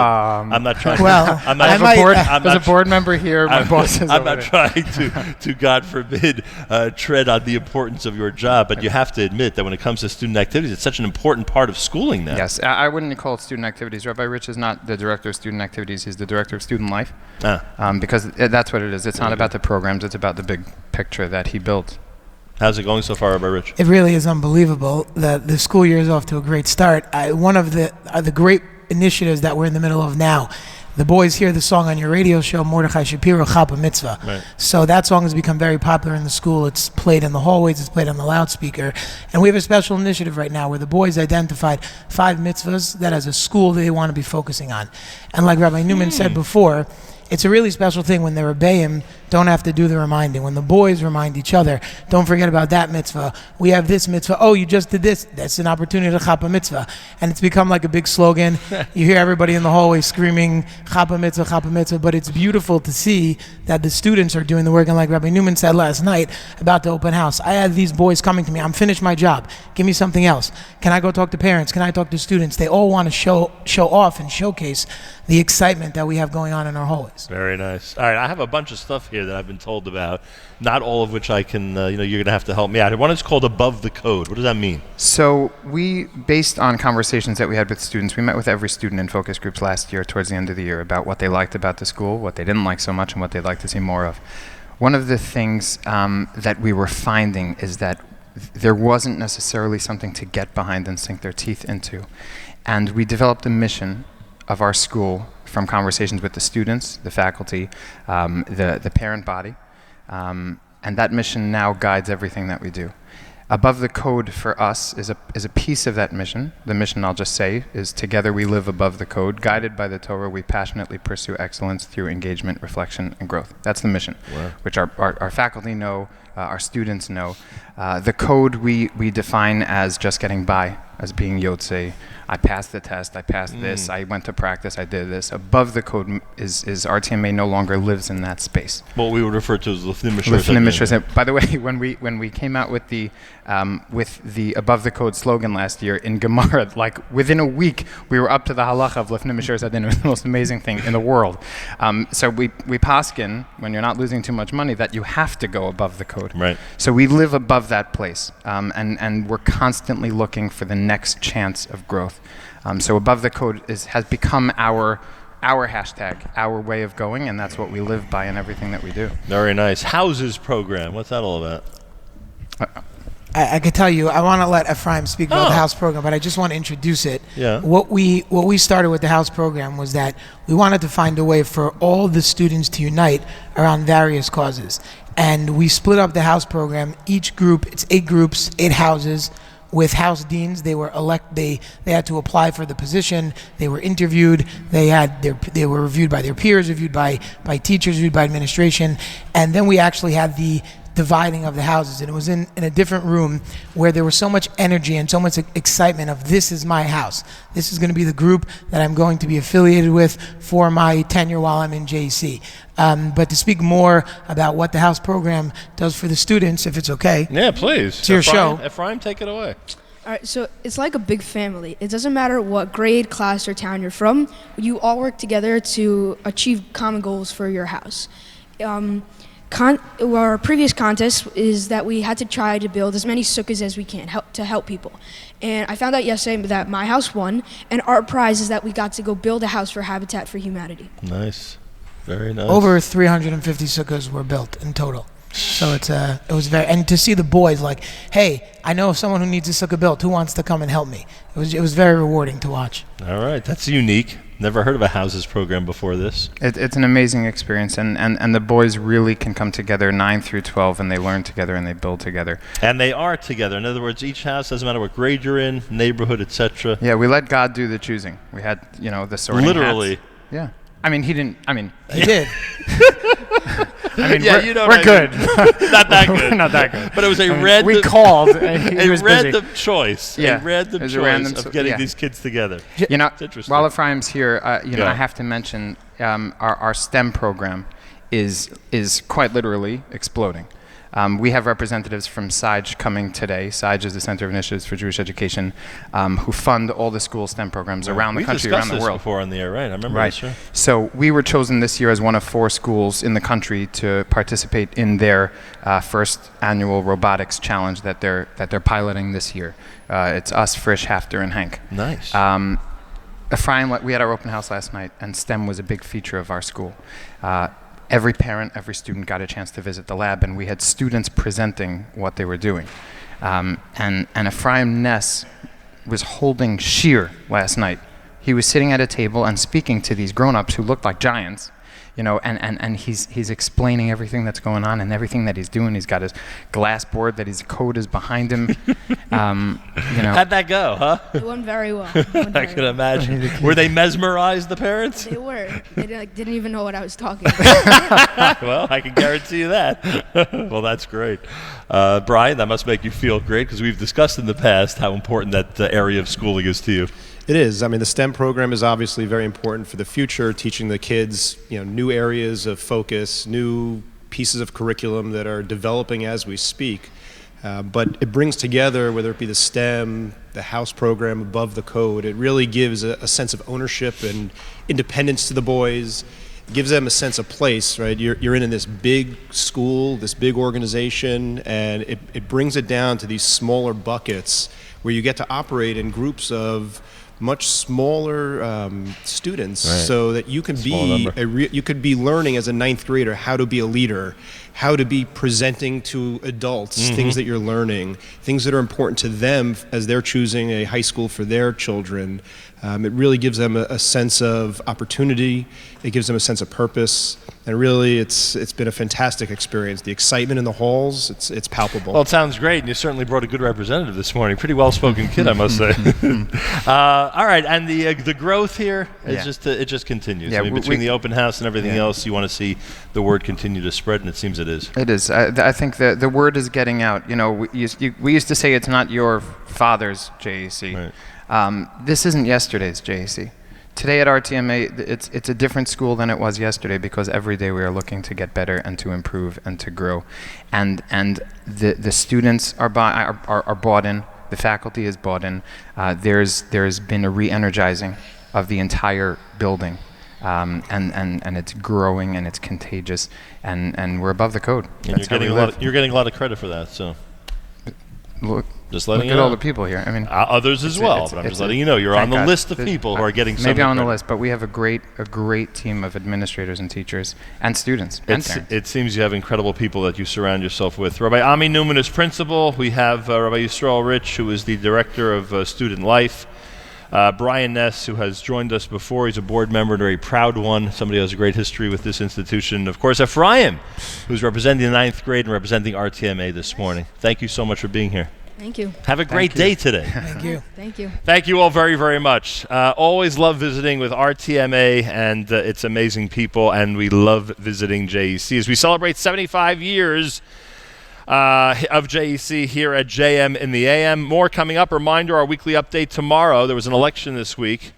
A lot of people are curious to hear what Malcolm Hoenlein has to say about it. It's tomorrow morning, 7:40 Eastern Time here at JM in the AM, so make sure to be tuned in for that. Our video is up right now. You can watch what's happening here at NachumSegal.com, and obviously the video will be archived and be available to everybody forever, so you'll be able to access that through our website. Social media is up, including Avigail Kraus, the second grader who knows our station identification by heart. It's up there now on Facebook. If you go to the Facebook page, it's called Nachum Segal Network. More from David Lowy, an RTMA graduate here at JM in the AM.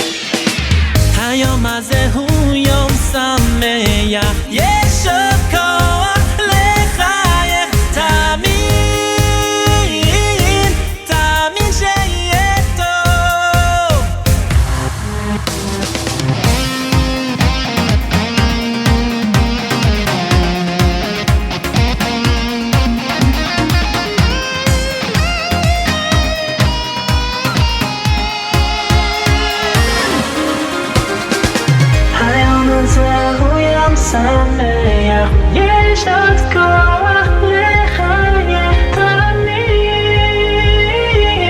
תמיד שיהיה טוב.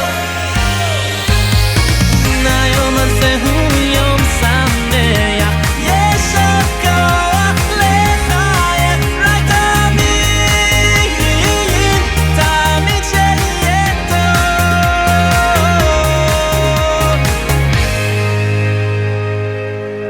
JM in the AM with David Lowy, who's an RTMA graduate. How do you like that? A little over 10 years ago, I'm told he was a graduate here at RTMA. In our mobile studio here at the JEC, celebrating 75 years. Is Rabbi Chaim Marcus here by any chance? How are you, Nachum? Good morning, good morning. I must say one thing about being here. Certain people walk through the door and it puts a big smile on my face, and you are among them. I've heard some amazing things about your community, my gosh. Oh, and Rabbi Marcus, I have a news flash that was handed to me. Rabbi Chaim Marcus, who's of course a rabbi in Springfield, New Jersey, right, has now been named Mashgiach Ruchani here at RTMA. Yep. First of all, but still a Brewera, still teaching halacha 12th graders a Brewera. So he's the brand new Mashgiach Ruchani at RTMA, faculty at Brewera, as you mentioned. You are a lower school parent. And a parent of a Brewera student and a parent of an RTMA student. I have children in all of we all basically of could the do divisions. the whole show with you. We basically, just you and I talking, could do the entire show. And not lastly, maybe most importantly, you are a community rabbi who has taken Springfield, New Jersey, which was not on the map in my day, right, and now it's on the map. Baruch Hashem, and it continues Baruch to Hashem. be. Yeah, thank God. In an average year, are you getting, I don't know, a few families in each year? Yeah, absolutely. A number of families each year. As I tell my board, in about next year, I think we're going to lock the doors, and we're not going to let anyone else in.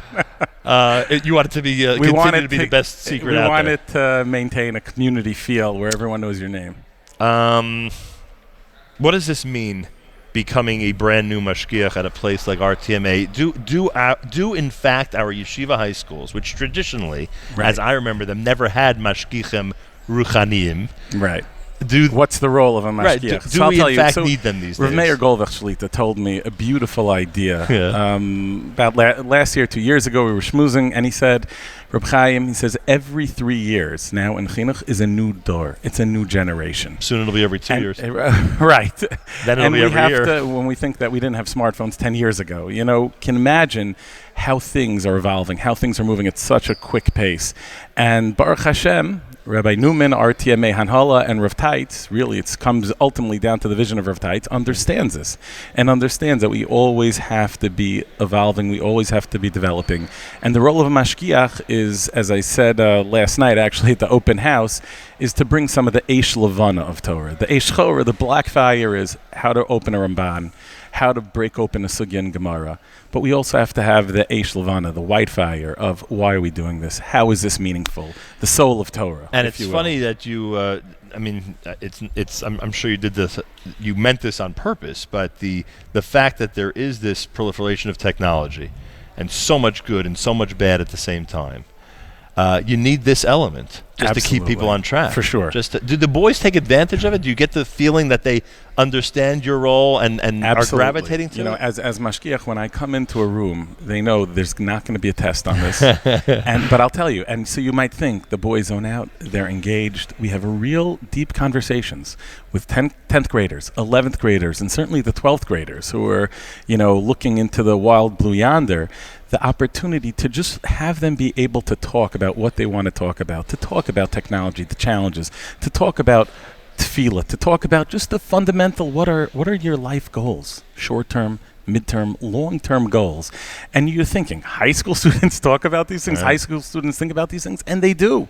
And we have to give them that opportunity to really open up. And as parents, it's something we appreciate these days, because if we don't start these types of discussions early on, then forget it. Absolutely. Because in this fast-moving world, there's just too many distractions, too much media attention on things that other people think are important, and it just grabs them, unfortunately. We want to grab them first. For sure.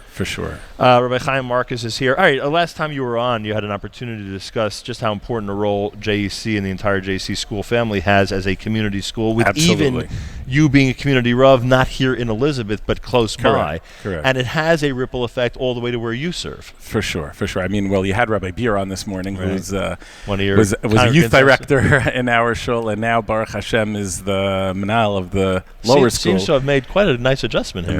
Amazing. Rav Uzi's a superstar. He's really just awesome. And I mentioned to him, it doesn't always work out when a community member is part of a school. Absolutely. Normally, only rabbis have to They're the have to ones live where they suffering work. like that, right? But it was something that I spoke to him about. And Baruch Hashem, the community really respects those boundaries that he set, and he's just amazing. And just the buzz with Rabbi Newman and Rabbi Oretz, Rabbi Joe, just in Brewera, been there now for 15 years. But how you might just think also, Brewera, it's just so great. They're one of the top schools in America, really in the world. But they're always constantly reinventing themselves. Like Rav Meir told me, every 3 years is a new door. Yeah. You always have to stay one step ahead. And it's really amazing how they all do it. As a community rabbi, you'd have to agree that some of the issues out there are becoming very complicated. Let's use that word.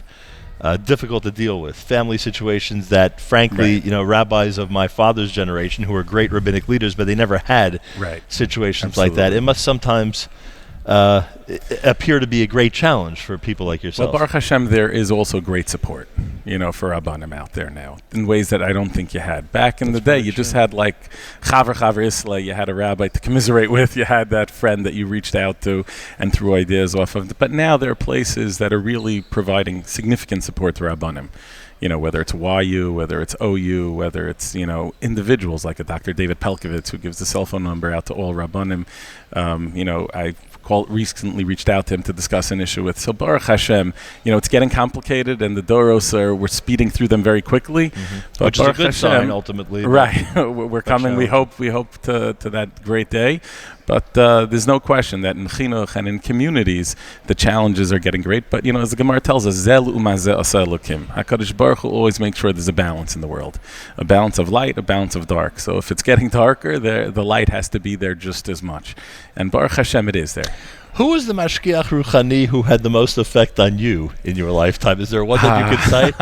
I remember Rabuzi Kalchaim in Kerem B'Yavneh, who gave a Musar Seder every week. And for some reason, even though I barely was able to understand his Hebrew, for some reason, the way he presented had a lasting effect on me. I'll tell you, Rav Yitzchak Cohen was my ninth grade rabbi. You're He's citing now a at great Rosh one. Yeshiva NYU. Sure. I was with him in Moko, Morshakolo, for 3 summers.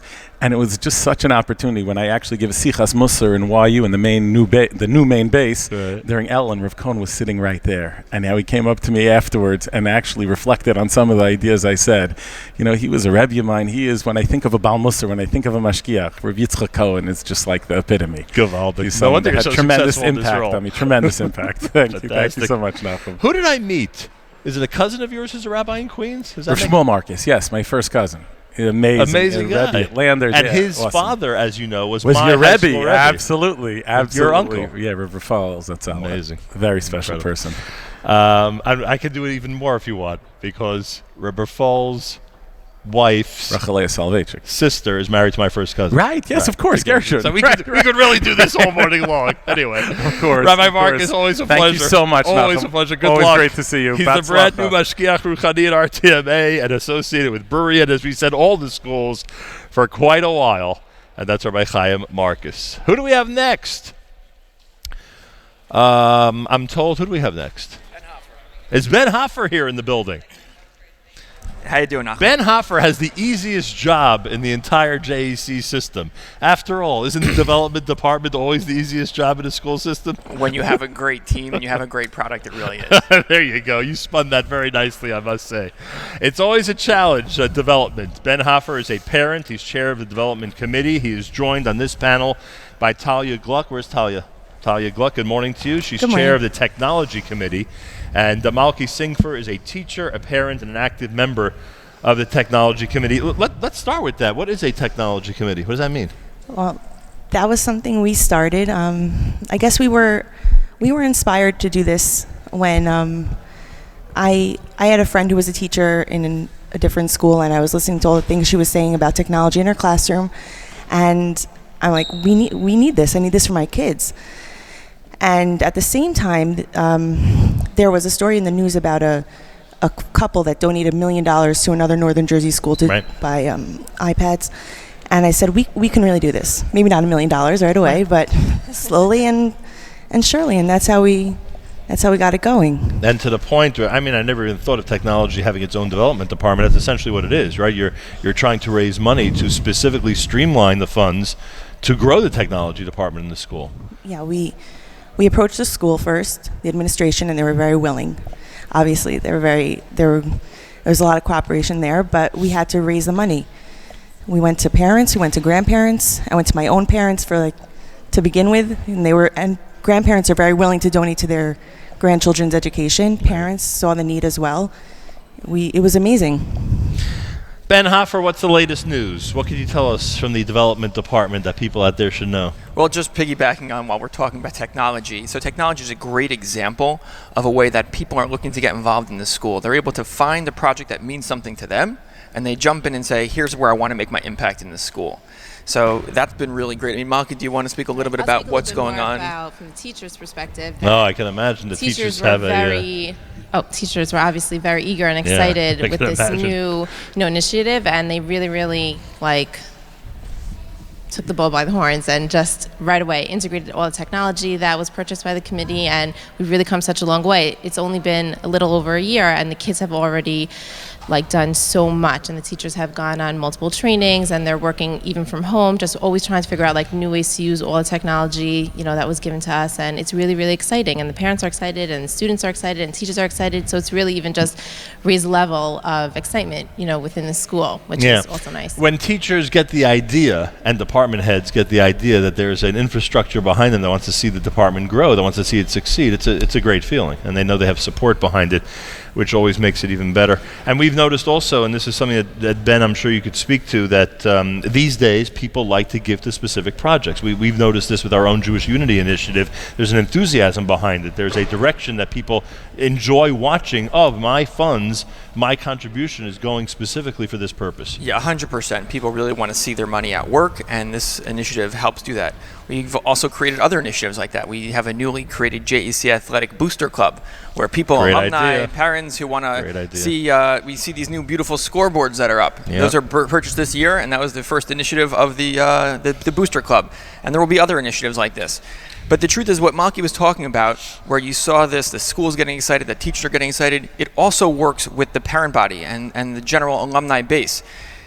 The school gets excited when it sees that we had a dinner last year where we had a record-breaking performance, record-breaking attendance, and record-breaking numbers in terms of monies raised. That invigorates the school. And in turn, the parent body, everyone's so excited by seeing that the school is really excelling. So the parents are excited, the alumni are excited, and the administration's excited. So everybody's really pushing and pulling together to move us to the next level. And you must be excited when you heard what happened last night with this full gymnasium at an open house, and more open houses coming up with a lot of enthusiasm out there in the community for the schools. For sure. I mean, as an alumni, it's really it's a pleasure to see. We really have a tremendous faculty here, and all we got to do, in my opinion, is put them up on the stage and say to the parents of the area, this is what your children will be experiencing for their time in high school. And I think that if we show them that, I don't think there's anybody who can compete with us. We should mention a couple of alumni events. Obviously, we encourage the alumni to support, to get together, and to get involved in the school. The JEC Alumni Network has their Network, Socialize, and Connect event. It's an exclusive rooftop cocktail and barbecue meet and greet happening on Monday night, November the 21st on West 94th Street in New York City. As we mentioned earlier, all the different methods of getting in touch with the Alumni Association exist between Facebook and Twitter and email, and being in touch with JEC directly, either by phone or by email, and they can get information about that. That's happening November 21st, and it's open not just to alumni, but anybody from the JEC family who wants to be part of that unique event. And also, the JEC Alumni Network is presenting the 5th annual Mrs. Chaya Newman Memorial Lecture to raise funding in support of the Mrs. Chaya Newman Memorial Scholarship Fund that benefits Brewera students. And again, this is an event that's open to the community, even though it's being sponsored by the alumni. And that's happening and featuring Judge Ruchi Fryer, a pioneering Orthodox female judge who was just put into office officially, or I should say elected into office. I don't think she's been installed yet, this past election day. And that happens on Saturday night, December the 17th at the JEC Brewera campus. Information, you can contact the JEC So there's a lot of very exciting things going on, and the more exciting things that are going on, hopefully the easier your job becomes.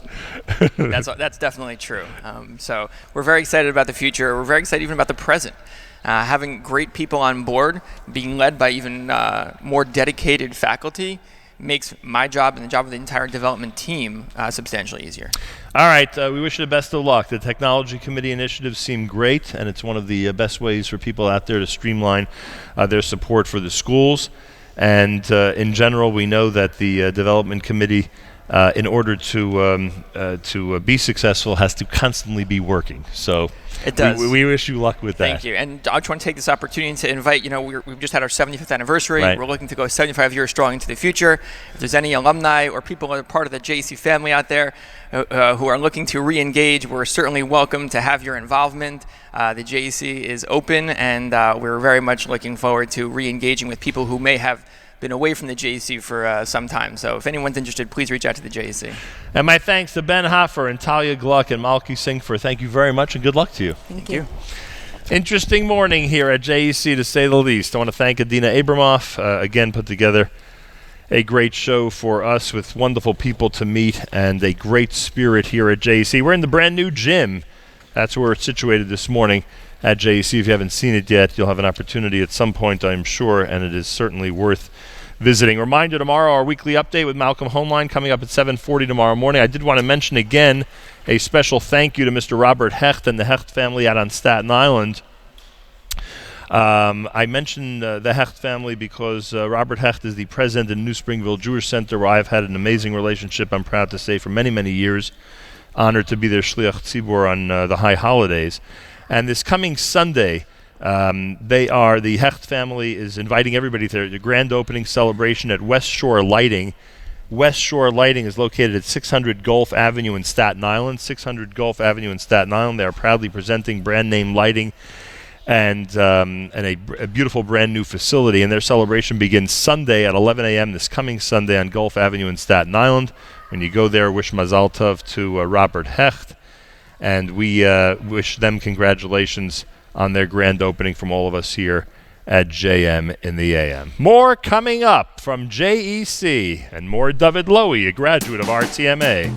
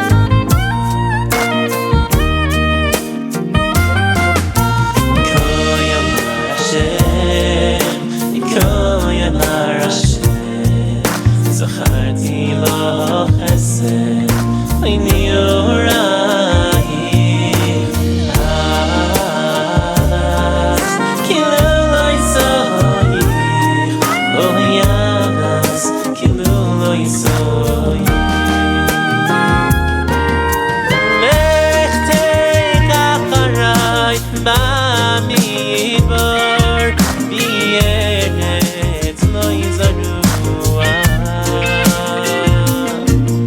לך תיקח אחריי אוי במדבר בארץ לא יזרוע לך תיקח אחריי במדבר בארץ לא יזרוע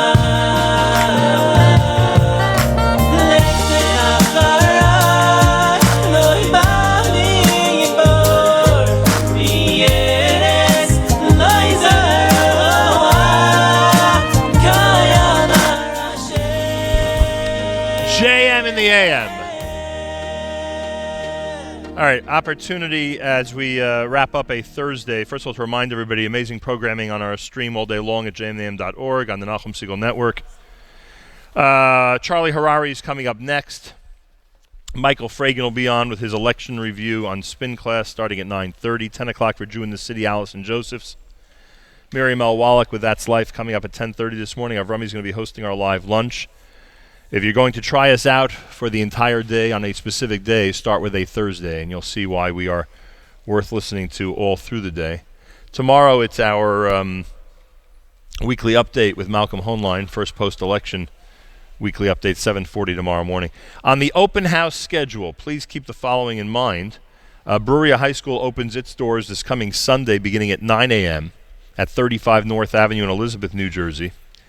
If you want to be part of the Brewera High School open house, it's brewera.thejec.org, brewera.thejec.org. They'll highlight everything. I mean, they have a million departments they'll be highlighting and a bunch of different stuff that you'll be able to get information about this coming Sunday. The JEC Lower School and Early Childhood Open House happens on Wednesday, November the 16th, beginning at 7:15 p.m. at JEC 330 Elmora Avenue in Elizabeth, New Jersey. Information at 908-355-4850. Achenu b'Yisrael and Achim Machem, our brothers and sisters in Israel, we are with you. It's your favorite America's one and only Jewish Moments in the Morning radio program, heard on listeners-sponsored WFMU East Orange, WMFU Mount Hope, Rockland County at 91.9 on the FM dial, broadcasting live from JEC, around the world on the web. It's jmnam.org, and of course on the NSN app. And we close things out on a Thursday morning with a reminder that tomorrow morning we close out the week with our weekly update and plenty more. Make sure to be tuned in between 6 and 9 a.m. tomorrow to JM in the AM, and at 7:40 we'll do our weekly update. A big thank you to JEC, to RTMA, and to Brewera. We've been here more than once. We always enjoy our visits, and today, as I just pointed out a moment ago off the air, we were met with tremendous enthusiasm. Combine a great JEC family with the fact that it's the start of a brand new school year, and there's just an incredible spirit here, and we are proud to have been part of it this morning.